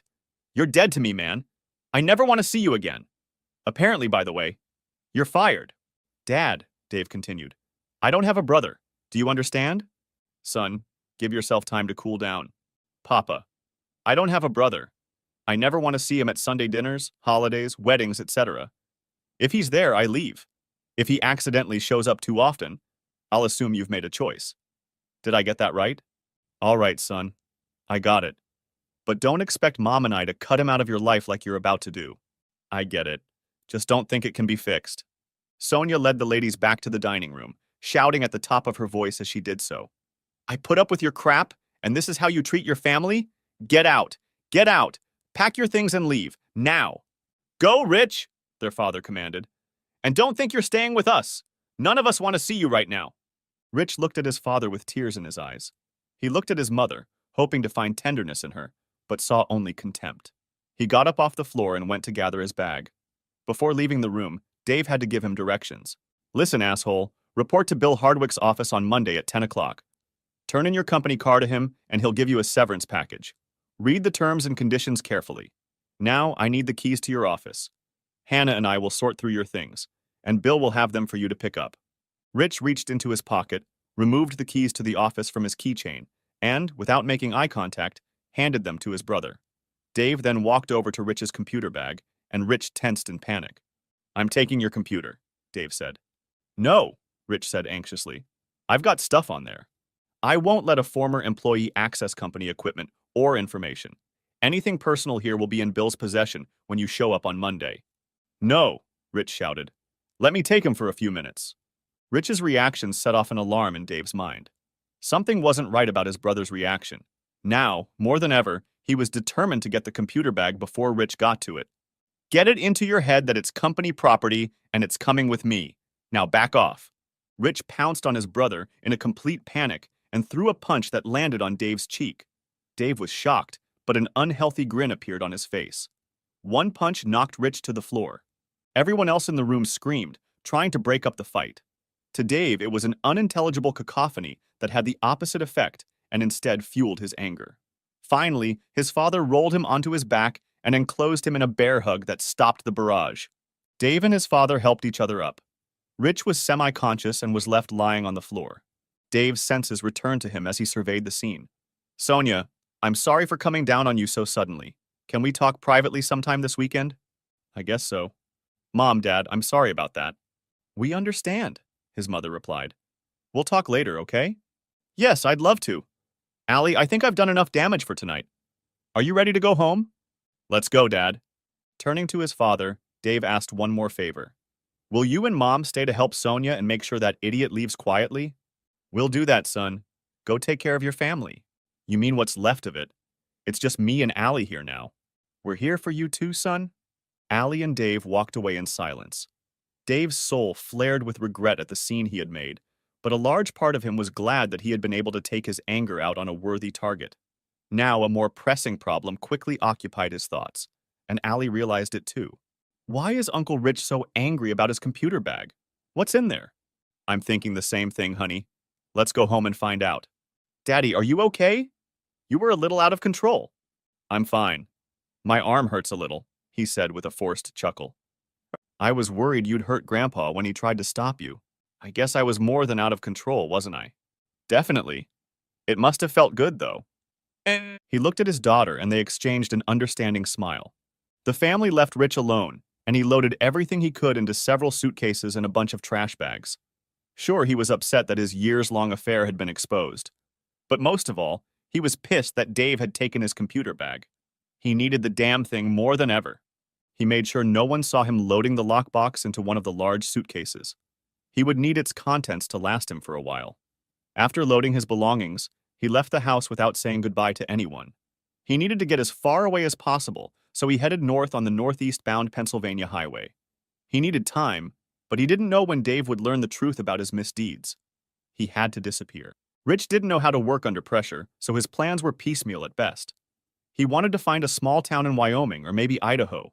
He thought he could rent some cheap lodging for cash, unload, and then drive further west to ditch the car. To get back to the apartment he planned to rent, he'd have to steal a car or motorcycle. Another option was a train or bus ride that wouldn't attract the local cops. Even more urgently, he needed to buy a computer. But without the file that was on the laptop Dave now owned, he didn't know how to access his accounts. "Shit!" he yelled to himself. "How did everything turn to shit so fast?" In his haste and panic, Rich had overlooked two important things. One was lying on the console next to him. The other was right above the rearview mirror. Dave realized that he and Allie had never had dinner, so he stopped at a fast food place on the way home. They pulled up to an empty house. On the one hand, they were glad they wouldn't have to see Linda, but on the other hand, they were already feeling the emptiness in their lives due to her absence. After eating, Dave took his brother's computer bag into his home office and began to examine its contents. Everything seemed normal until he found an envelope that didn't seem right. The envelope had the logo of one of their big clients, Brandy Water Processes. There was no name or anything else written on it. He opened it and found a check inside. His blood ran cold in his veins when he saw that the check was made out to Rich's cleaning services in the amount of $9,900. And it didn't take Dave long to run through the various scenarios in his mind explaining it. It was a bribe. "Rich, what are you up to?" he asked aloud. Finding no other papers in his bag, he booted up the computer using the administrator password. It didn't take him long to find a file that a novice would have thought was hidden, but Dave wasn't a novice. Realizing what he had discovered, he called Bill, his lawyer friend, again. "Dave, I was hoping you'd call. How did your run-in go?" "As expected, but I have a new development. I really need your help again, and this time urgently." "What do you mean, urgent tonight?" "I'm afraid so." "Scotch or beer urgent?" "Maybe both. Can you come over?" "I don't really want to leave Allie alone. Should I bring Angela with me?" "Snip-nip! It's nothing to do with the divorce, but she's always welcome." Bill Hardwick arrived 25 minutes later to see what his friend's latest crisis had to do with. Dave showed him the check and the contents of the computer file. "What do you think, Bill?" "You already know what I think, don't you?" "Bribery and extortion, right?" "At the very least. Probably tax evasion and some other crimes. We're talking about federal charges, so the FBI will have to be involved. It also means guaranteed jail time. So what should I do? Let me call my friend at the bureau. If what you say about Rich's mental state is true, we need to act fast. He could definitely run away. Bill left a message on his friend's internal phone at the FBI and returned to Dave, who was waiting for him. Okay, my friend. I think he'll call in the morning. We need to meet him as early as possible if he can accommodate us. Let me take the bag with the computer and the check, as I have a not unreasonable belief that Rich may try to come and get them from you. Good idea. You know, Dave, most people pay for legal services after hours and on weekends. It's becoming a habit, he said with a laugh. What kind of premium did you have in mind? Oh, I don't know. How about a bottle of 14-year-old Balvenie single malt? Deal, my friend. As he was walking out the door, a thought occurred to Bill. Oh, Dave, I guess we shouldn't give Rich the severance agreement as written. Good point. I don't want to make it clear that the FBI is involved. Can you add a delayed payout time, maybe based on a reconciliation of expenses or something? Yes, I can do that. Dave had hoped to talk to Sonia and his parents on Saturday, but put it off when Bill called early that morning. They had a 10 a.m. appointment with Agent Steve Majors at the FBI office in Philadelphia. Allie had left him no choice but to go with him. They were a couple and decided everything together. Dave and Bill showed the agent the evidence, after which he called his supervisor Jack Sims to the meeting. After the introductions, they familiarized themselves with the evidence. Jack rubbed his chin as he pondered the documents lying before him. We've got a spreadsheet with all the bribes, an actual unpaid check from the last bribe, details of an offshore account with how much money? $785,952.00, Dave replied. And all of these funds belong to your company? I believe so. Rich had the right to negotiate the price of any project as long as the projected gross margin didn't fall below 23%. In all the projects I had time to check, the margins were just above that limit. So he clearly gave the lowest price in exchange for a bribe that was just peanuts compared to the savings to the client. And it sounds like you had 14 clients willing to do business that way? You do know that all of them will also be prosecuted, don't you? Yes, sir, Dave replied. Do you know where Rich is? No, Dave replied. He was supposed to meet Bill on Monday to get his severance pay, but the way he acted when I confiscated his computer bag and the fact that his wife and family kicked him out, he's probably on the run, Agent Major said, finishing Dave's thought. Steve, see if you can find his cell phone, Jack ordered. They chatted until Steve returned. He's on the run. Fortunately, he's not smart enough to turn off his phone or the OnStar system in his car. He's in Ohio on Interstate 80 and heading west. Okay, let's follow him and try to apprehend him as late as possible on Sunday. That will give us more time to apprehend him before charges are filed. Work with the local precincts once he's in their area. Tell them to keep an eye on him until it's time to take him on suspicion. With the evidence we have, I think we can have formal charges ready by Monday morning. But we can hold him for 48 hours without formal charges. Bill, Allie, and Dave chatted carelessly on the way home. Before Rich's crimes were solved, he had other plans to punish his ex-brother that hinged on Allie's DNA test. If the test showed that she was Rich's offspring, he would demand 18 years confinement after the division of Rich and Sonia's funds was finalized. Prison seemed a much better option than anything he had in mind. The results of the DNA test no longer affected his retaliation plan, and for that Dave was very grateful. Bill dropped Dave and Allie off, and they immediately arranged to meet Sonia and Dave's parents at Sonia's house. Dave's mom spent almost the entire meeting in tears after learning of her youngest son's act.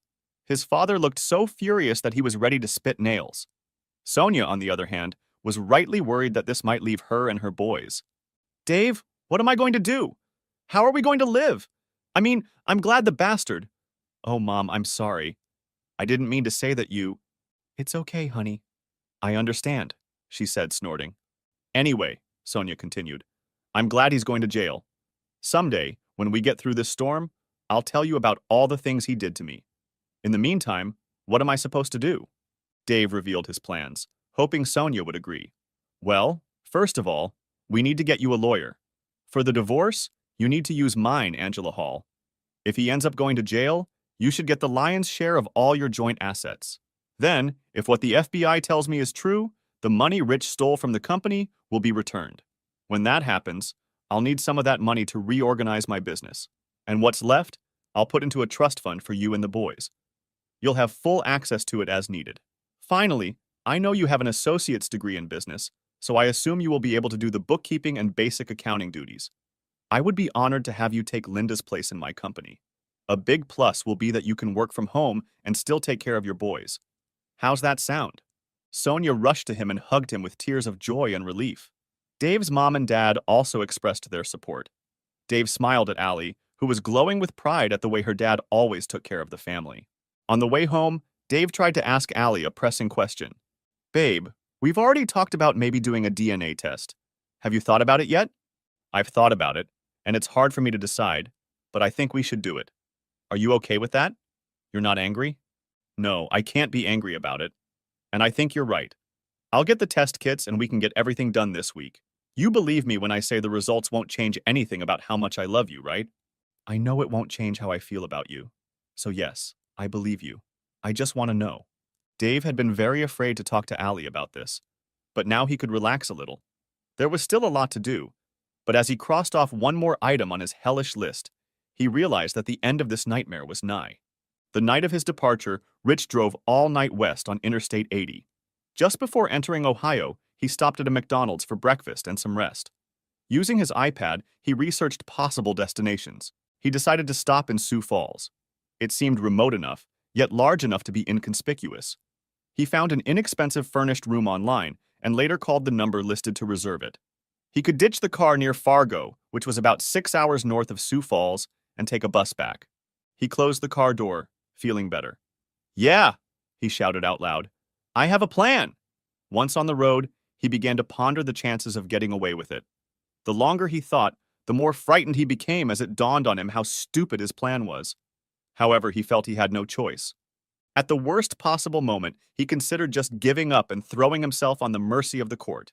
But that option scared him even more, so he kept going forward. He thought about his family and what he had done to them. He forced his heart to be hard and focused on his anger. Hunters would be found, and he would be the prey. There was no time for regrets. He drove on until lack of sleep made driving dangerous. He found an inconspicuous parking spot at the Cracker Barrel and rested for a few hours. On Sunday, he woke up just in time for the restaurant to open and decided to eat breakfast before hitting the road. Once on the road, he drove mindlessly as he continued to ponder everything that had happened. As much as he wanted to deny responsibility for his misdeeds, he felt the growing weight of the consequences he would have to face. He loved his family. He felt some resentment, but he loved his brother. He wondered what had gotten him this far. The day was drawing toward evening when he stopped at a diner near Omaha. It was only 200 miles to Sioux Falls, where he found an inexpensive motel. He had an appointment for the morning to get a room, and then he'd take care of ditching the car in Fargo. It was all coming together, so he thought. He walked to the door of the diner, and two men approached him. As soon as they asked if he was Richard Pearson, he knew he was finished. The FBI had found its man. On Monday morning, Dave brought donuts, bagels, and coffee and scheduled an all-staff meeting for 9 o'clock. At 8 o'clock, he met separately with Debbie Gleason and Tammy Fields to tell them the good news about the promotion. At the company meeting, he introduced them as the new sales team. The employees were supportive when they heard all that had happened and were happy that Debbie and Tammy were given more responsibilities. All the unpleasant news and changes were presented. Then, when the shock passed, Dave was able to focus again on continuing his business and personal life. The next morning, Rich was formally charged with numerous felonies. Charges against his bribe-paying clients would follow as the FBI investigated each case. Realizing that he would have to alienate a significant portion of his customers, Dave made plans to change the structure of his business, spinning off part of the manufacturing operation under a new name and developing the distribution business as a new company. He had all the details of the business ready just in time for Linda's return. He would need all his wit and energy to weather this storm. Dave and Allie were enjoying dinner on their first Friday night outing to the Chinese movie theater without Linda when he felt his phone vibrate. Glancing at the screen, he took a deep breath and connected the call. "What, Linda?" Dave noticed Allie cringe at the mention of her mother's name. "Dave, I've missed you. It's good to hear your voice." He replied coldly. "Yes. What do you want?" I'm ready to come home. Do you mind? Come over late tomorrow morning. We'll talk and see what to do next. Did you hire a lawyer?" "Yes, I hired Rhonda."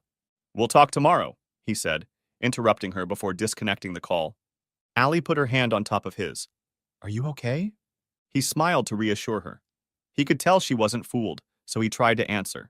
As well as I can possibly be. How did I do? Short, to the point, and on the verge of being rude. I liked it. Just remind me never to piss you off. Oh, baby, I don't think you'll ever be able to upset me as much as your mom did. They were enjoying their time together in front of a movie that neither of them would be able to remember an hour later. Their thoughts were consumed with all the shit that was going on in their lives. Without Linda, their Friday night tradition seemed strange, but the bond between father and daughter was growing stronger. Next chapter.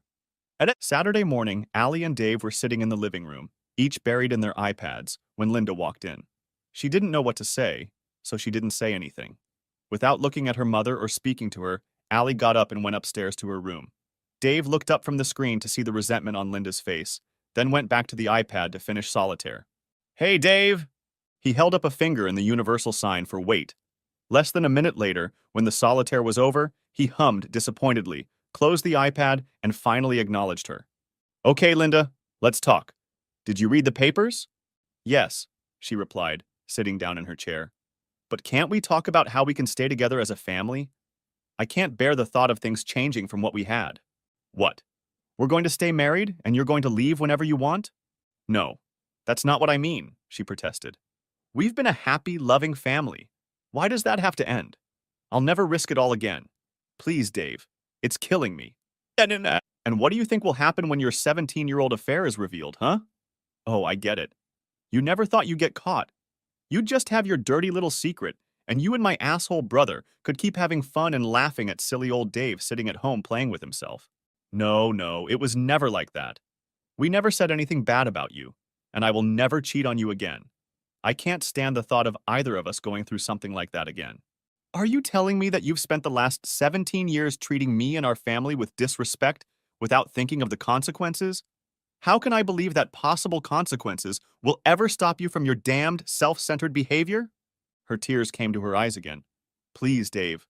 One more chance. Is that too much to ask? Hell yes, it is.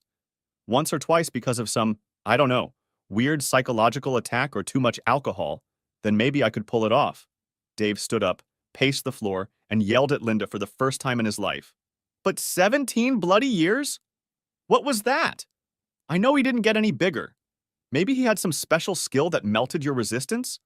Or maybe you just realized you married the wrong brother and actually fell in love with him? What made having fun with him so irresistible to you, eh? Tell me why. Linda flopped down on the sofa and tried to answer through her sobs. No, I never loved him. I didn't even like him very much. And he was terrible in bed. Selfish. He never thought about me. Wow, Dave exclaimed quietly. So, for the sake of having bad fun with a man you didn't even like, you risked everything by continuing to live with him for 17 years. Just imagine how warm and comforting it makes me to know that you cared so little about me that you continued to live after a lousy entertainment and never tried to end your affair. And you still can't tell me why, can you? I don't know, she shouted. I really don't know. It was very stupid and selfish. The first time was a stupid mistake after drinking too much when you weren't home. After that, he threatened to tell you if we didn't date. I don't know. Maybe there was some small thrill in getting away with something indecent. I can't tell you why. I just don't know. So how now, Linda? Get over it. We're done. Dave looked at her as she sobbed and decided it was time to ease the barrage of anger. Take a few minutes and pull yourself together. Do you want some water? Please, she said with a whimper. He pulled a bottle from the refrigerator and held it out to her. When you're ready, come to the table and we'll discuss paperwork and accommodations. Allie sat on the bed and listened to her parents exchange glances. She didn't want to cry, but she couldn't contain herself. Hearing them argue had broken her heart. It broke even more when she heard her father's pain. But her anger at her mother kept her on her toes. She and her father would make a life together. Her mother, on the other hand, she thought, could rot in her own misery. Dave took the opportunity to use the restroom. He let loose the tears he didn't want Linda to see. He needed to pull himself together, harden himself, and shield himself from the feelings he still had for his wife. From now on, everything had to happen without emotion.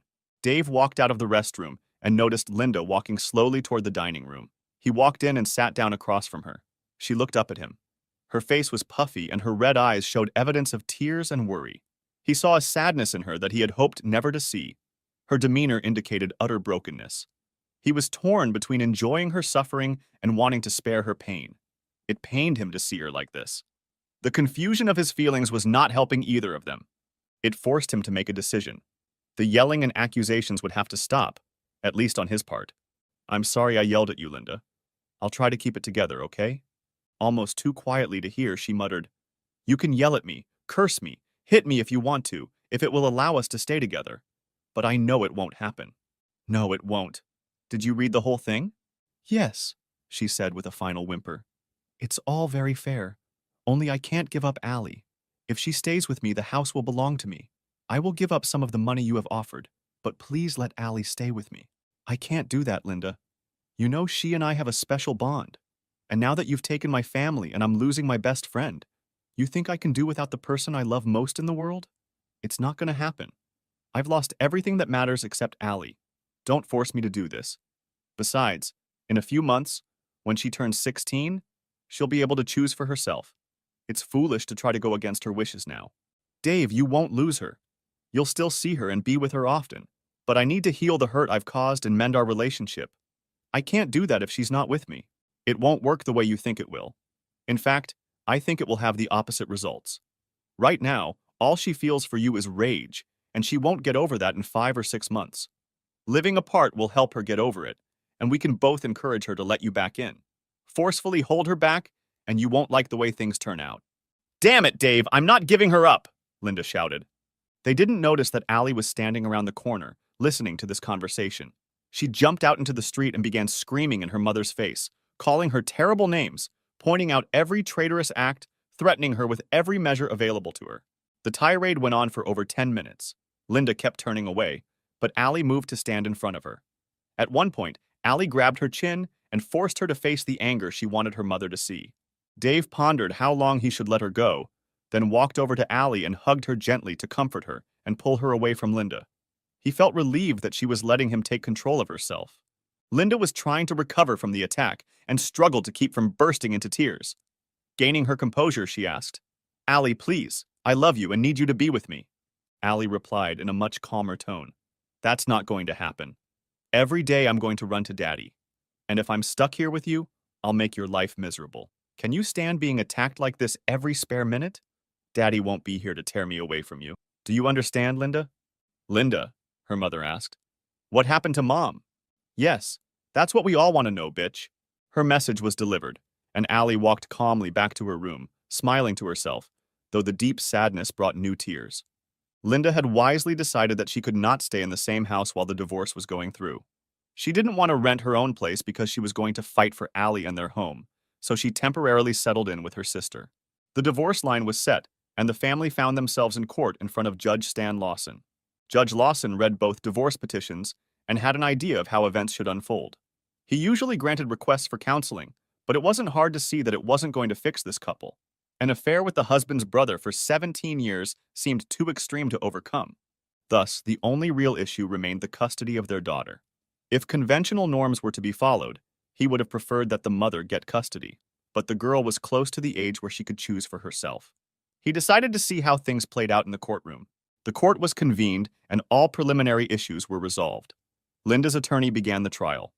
"Your Honor, my client does not want a divorce and has offered to countersue only if reconciliation is deemed impossible. On that basis, she is asking the court to schedule counseling for a minimum of 12 sessions or until the couple reconciles." The judge knew this would happen. "Counselor, having familiarized myself with the particulars of this case, I see no reason for counseling. It is clear that the reason underlying this petition for divorce makes an attempt at reconciliation through counseling a waste of time and money. The motion is denied." Linda's attorney continued. "Then, Your Honor, the main issue is custody of their daughter. My client, counsel, again recognizing that we have the facts before us, and to save time, I'd like to speak with Allie Pearson in my office. We will break for lunch, and Allie, I invite you to join me and a member of the court staff for a sandwich while we talk. Do you mind?" "Yes, Your Honor." Linda stood up and began to object. "No.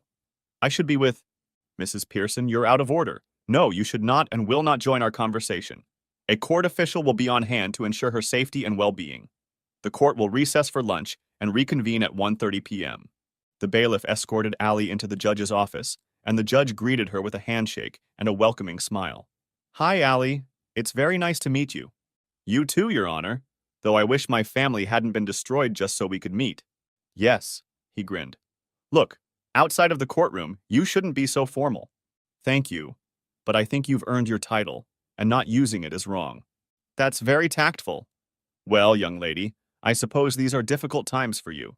"It's been terrible, but not like it was for my father." "I think so." "Well, let's look at the sandwich menu and I'll have the bailiff place an order. Then we can chat, okay?" "Sounds good." After the order was placed, they talked about nothing in particular, so the judge could get an idea of Allie's personality and maturity.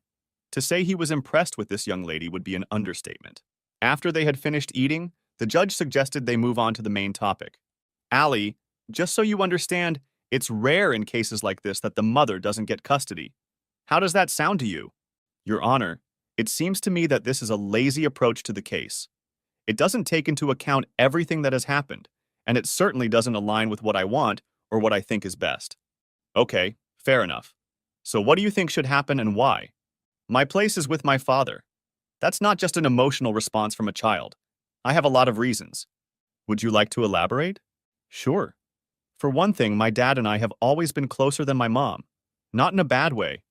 I loved my mom." "Loved? Past tense?" "Deep down, I'm sure I still do. But the way she dealt with my dad was super cruel. I've never seen my dad cry, and now it happens all the time.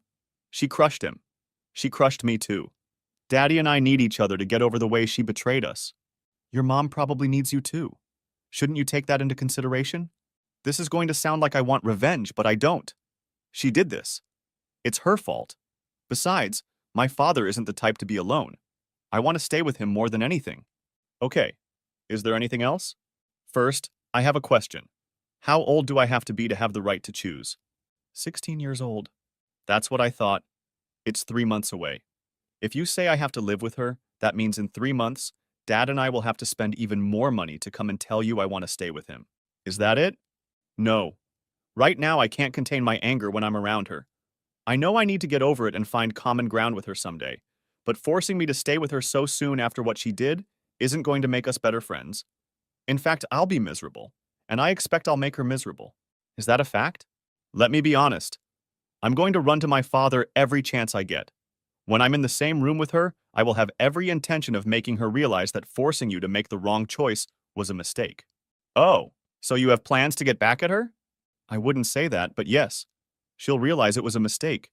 I think in less than a week she'll take me to her father herself and tell him to keep me." "Care to share your plans?" "Not really." "I see," he said with a chuckle. "Just curious. Have you considered becoming a lawyer?" "I'm already on that path. I'll be helping out on Miss Hall's paralegal team next summer." "That's good to hear, Allie. I have to say, when you take the exam, I wouldn't want to be an opposing counsel," he reflected. "Why don't we get you back to your father?" "That depends on the circumstances. Will you let me stay with him?" "I'll make my decision soon, and then everyone will know what I've decided." "I know the judge is considered wise and fair. I am counting on it very much, and I hope I will like you as much in an hour as I do now." "Are you blackmailing me?" he asked with a friendly smile on his face. "No, Your Honor. Just telling the truth, the whole truth and nothing but." They smiled, shook hands, and parted ways. When Allie found her father, she told him that she thought everything had gone well. They would soon find out how well. When the court reconvened, the judge immediately pulled himself together. "I had a pretty good conversation with Allie. Both parents should be proud of this amazing girl. She laid out her thoughts to me in a calm and professional manner, and I took them into account in my decision." Linda and her lawyer were discussing something, and Linda couldn't help herself. "Tell him," she said loud enough for the whole room to hear her. The judge, clearly annoyed, banged his gavel and stared at them. "Counselor, do we have a problem?" "I apologize, Your Honor. My client has made me aware of a problem that may affect your decision." "Good. Let's hear it. And it better be good." "Yes, Your Honor. Mrs. Pearson has indicated that there is a strong possibility that Mr. David Pearson is not the biological father of her daughter. If that is the case, it could be argued that he does not have sufficient grounds to claim custody." "Counselor, this is completely irrelevant to custody claims in Pennsylvania, and you should know that. However, for the benefit of Mr. and Miss Pearson, is there any evidence of that, Mrs. Pearson?" "Not yet, Your Honor." "Your Honor, her attorney interjected. "We moved to stay the proceedings pending the DNA test and analysis." Dave turned and saw that Allie answered him with a knowing smile.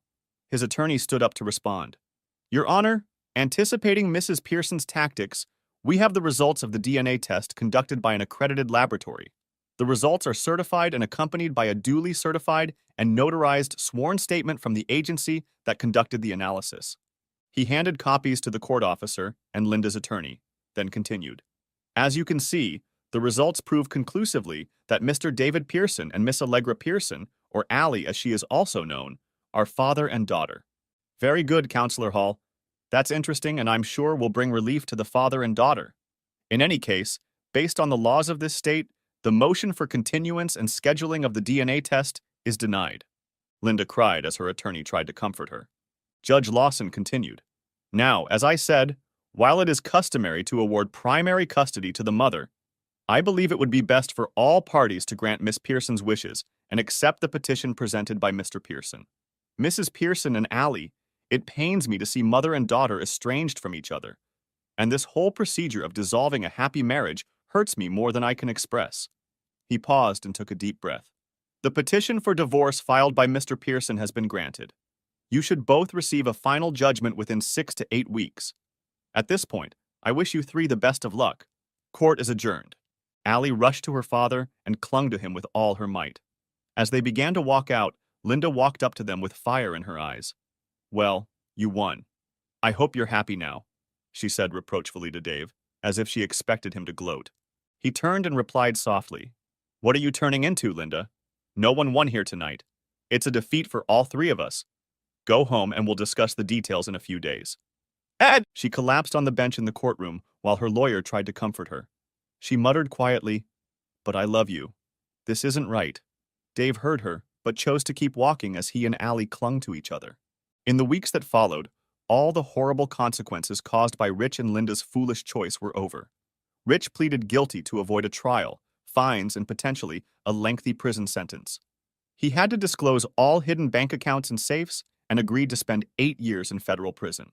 Linda got an acceptable position with a company 25 miles away and bought a townhouse there with funds provided by Dave. It was perfect for her.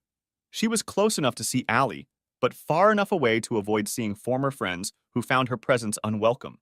This was the fresh start she needed. Dave turned his attention to restructuring the company. Debbie quickly became a shining star in sales, increasing her customer base through a large number of large orders from new clients. More amazingly, she retained almost all of the clients Dave expected to lose due to the bribery scandal. Tammy had also become Debbie's perfect teammate, keeping internal support running smoothly. Dave knew he would have to expand the sales department when his distribution business fully spun up, and Debbie was the perfect candidate to lead the entire sales team. When it came to female companionship, Dave showed little interest, although he was inundated with offers from both friends and his loving daughter.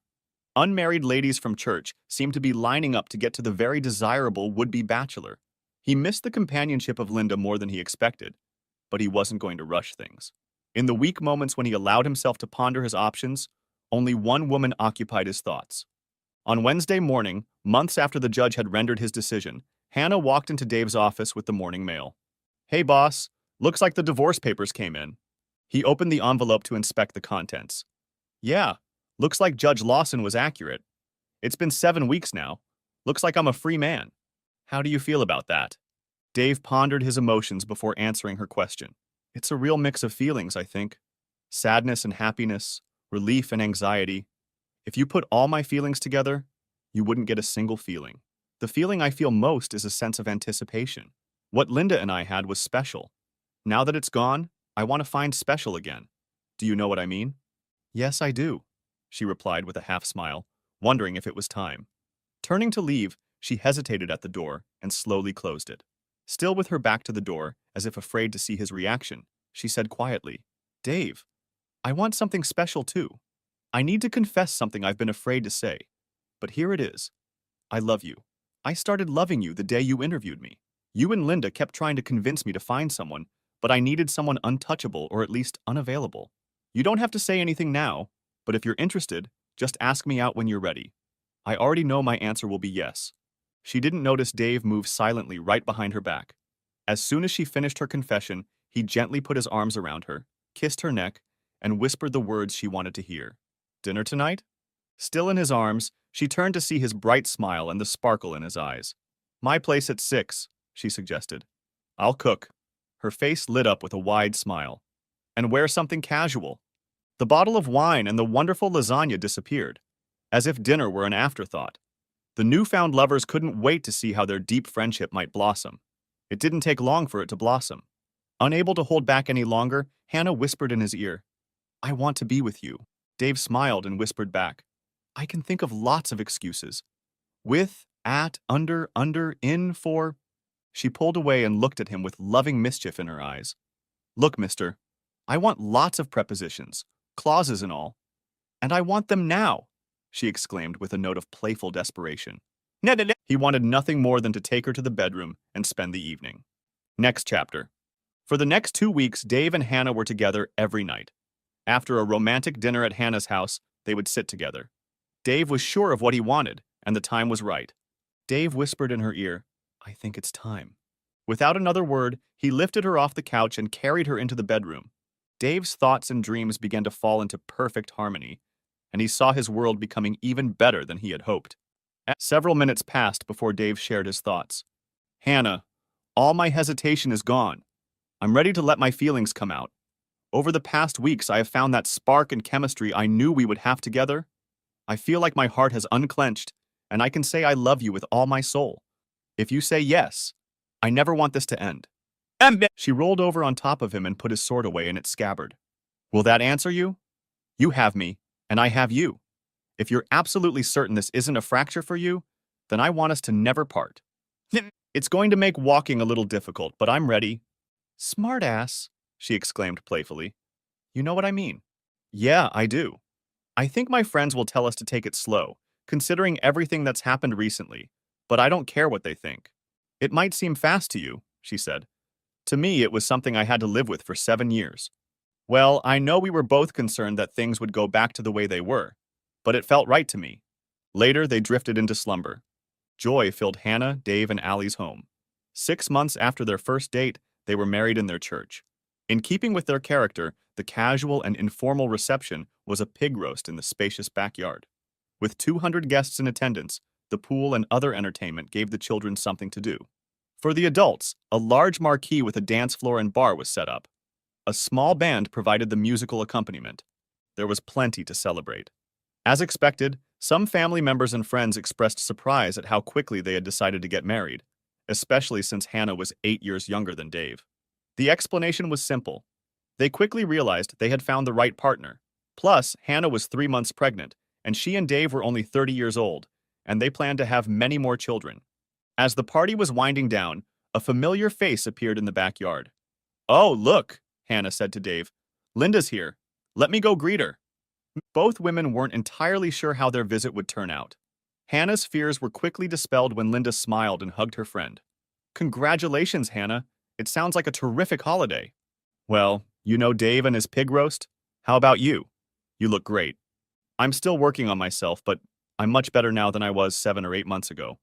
Look, I want you to know that I think it's great that you and Dave found each other. Please believe that I wish you nothing but the best. You are 2 of my favorite people. Dave joined them and hugged Linda warmly. Hi, Linda. Really glad you came, but I was hoping you'd come a little earlier. I thought about it, but I didn't want to be a pesky ex taking attention away from you 2. As I told your lovely new wife, I'm very happy for you both. Thank you. I appreciate that. So, are you ready for Allie to spend 3 weeks with you while we go on our honeymoon? I'm looking forward to it. I hope she doesn't dread it too much. Don't tell her I said that, but she's looking forward to being with you while we're away. I think she feels guilty about some of her actions and words, but I told her that strong emotions need to be let out if she's going to overcome them. You 2 are going to be fine. So, are you going to go meet my emotional support animal? What? You still have Banjo, right? Of course. He'll be with Allie when she stays with you. Then what's an emotional support animal? Oh, it's a pig. He's been roasted, of course, but he does give me positive vibes. Come and get a plate. Any threat of tension vanished when Hannah and Linda laughed as they threatened to throw Dave into the pool. No 2 divorces or breakups are the same. People don't react in the same script when something bad happens. After learning of Linda's infidelity, Dave couldn't imagine ever finding joy in his life again. Allie grieved over the breakup of her loving family. At the same time, Hannah felt doomed to either live without love or settle for something or someone less than she wanted. All of them were broken. But in the end, Dave, Hannah, and Allie found more joy than they had before everything fell apart. With all their hearts, they wished the same for Linda and Sonia. Time would tell. Epilogue, 10 years later. The pastor asked the congregation, "Who gave this woman the right to marry?" Dave answered clearly and firmly, "Her mother and me." He then took Allie's hand and passed it to the groom, Nathan Lawson, grandson of Judge Stanley Lawson. Dave turned to take a seat next to Hannah, who was shedding happy wedding tears. Sitting next to them were Linda and her fiancé. Hannah and Linda were good friends again, and Dave kept his distance from his ex-wife. At least he no longer felt the need to isolate himself from Linda. His love for Hannah and their 3 children more than healed the anger and hurt. Hannah whispered to him as he sat down, "Mothers, plural. Nice move, Mr. Pearson." He looked back at the wedding party and smiled proudly at his 10-year-old daughter, Sarah, who was his sister's maid of honor. His youngest daughter, Jenna, was a flower girl, and Dave Jr., now 3 years old, was a ring bearer. True to his contemplative nature, he basked in the glow of a heart filled with love and pride. A prayer of gratitude burst from his soul. Allie graduated from Temple University Law School, top of her class. It was also where she met and fell in love with Nate. While they were dating, her father and Judge Lawson became close friends, so the blending of families couldn't have been easier.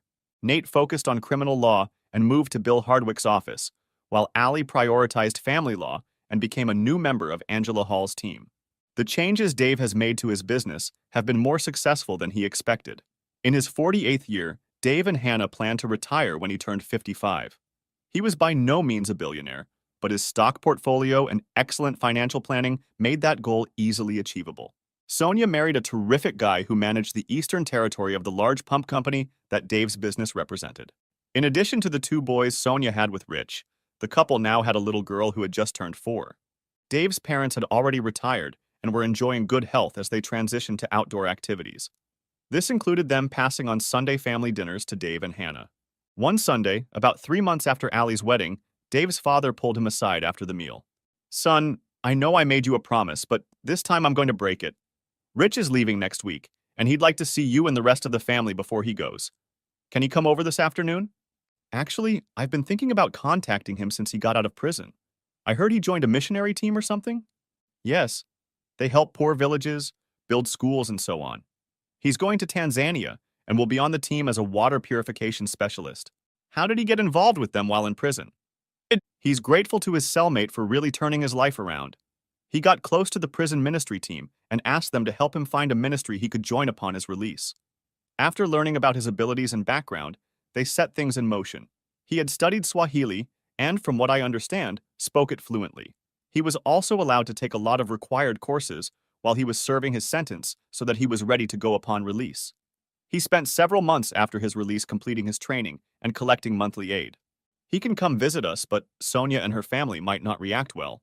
He's already visited them a few times. They're fine." "God, Sonia never told me." "You're blaming her? You made it clear you wanted nothing to do with him." "Yeah, I guess you're right." "So what do you think of your brother at this point?" "What he was doing seemed to be aimed directly at me, Dad. Maybe he didn't mean it that way, but it seemed that way to me. The moment everything fell apart, I remember thinking it would have been kinder of him to just put a bullet in me. He had infringed on almost everything that mattered to me. If it hadn't been for Allie, I don't know what I would have done." "Yeah, you 2 were good at sticking together." "Yeah, thank God." "Son, you mentioned that Rich seemed to be targeting you. I don't think that was his primary motivation, but on a subconscious level, I think you might be right. He and I had a strange but interesting conversation the day he came out. He was apologizing, and I believe he was sincere. But then he said something that really struck me. He said that he never felt like he was part of our family, and that you were always the perfect son that he could never compare to. Your mom and I were racking our brains trying to figure out why he felt that way. You guys have never held me up as an example or shown me any favor. I don't get it." He admitted it himself. He said it was all on his conscience. He knew you were a better student and had talents he didn't have, so he drew conclusions that weren't true. He knows that now. I think I owe it to him and myself to talk to him and clear the air. "Thank you, son. I knew you'd understand it that way." "Dad, You know I usually spend a lot of time thinking. Like during your half-hour morning visits to the latrine? Okay, smartass, Dave replied, and they laughed. Like I said, a few nights ago I was sitting alone on the back porch while Hannah put the kids to bed. The air was cool and the smells from the flower garden put me in a wonderful state of mind as I watched the sun set behind the trees. I felt an overpowering joy and peace as I thought about how things had turned out after the confusion of 10 years ago. Sonia is remarried to a good man and couldn't be happier.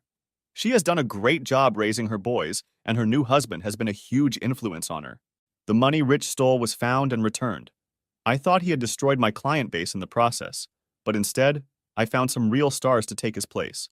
It also forced me to restructure the business, which greatly improved its growth and bottom line.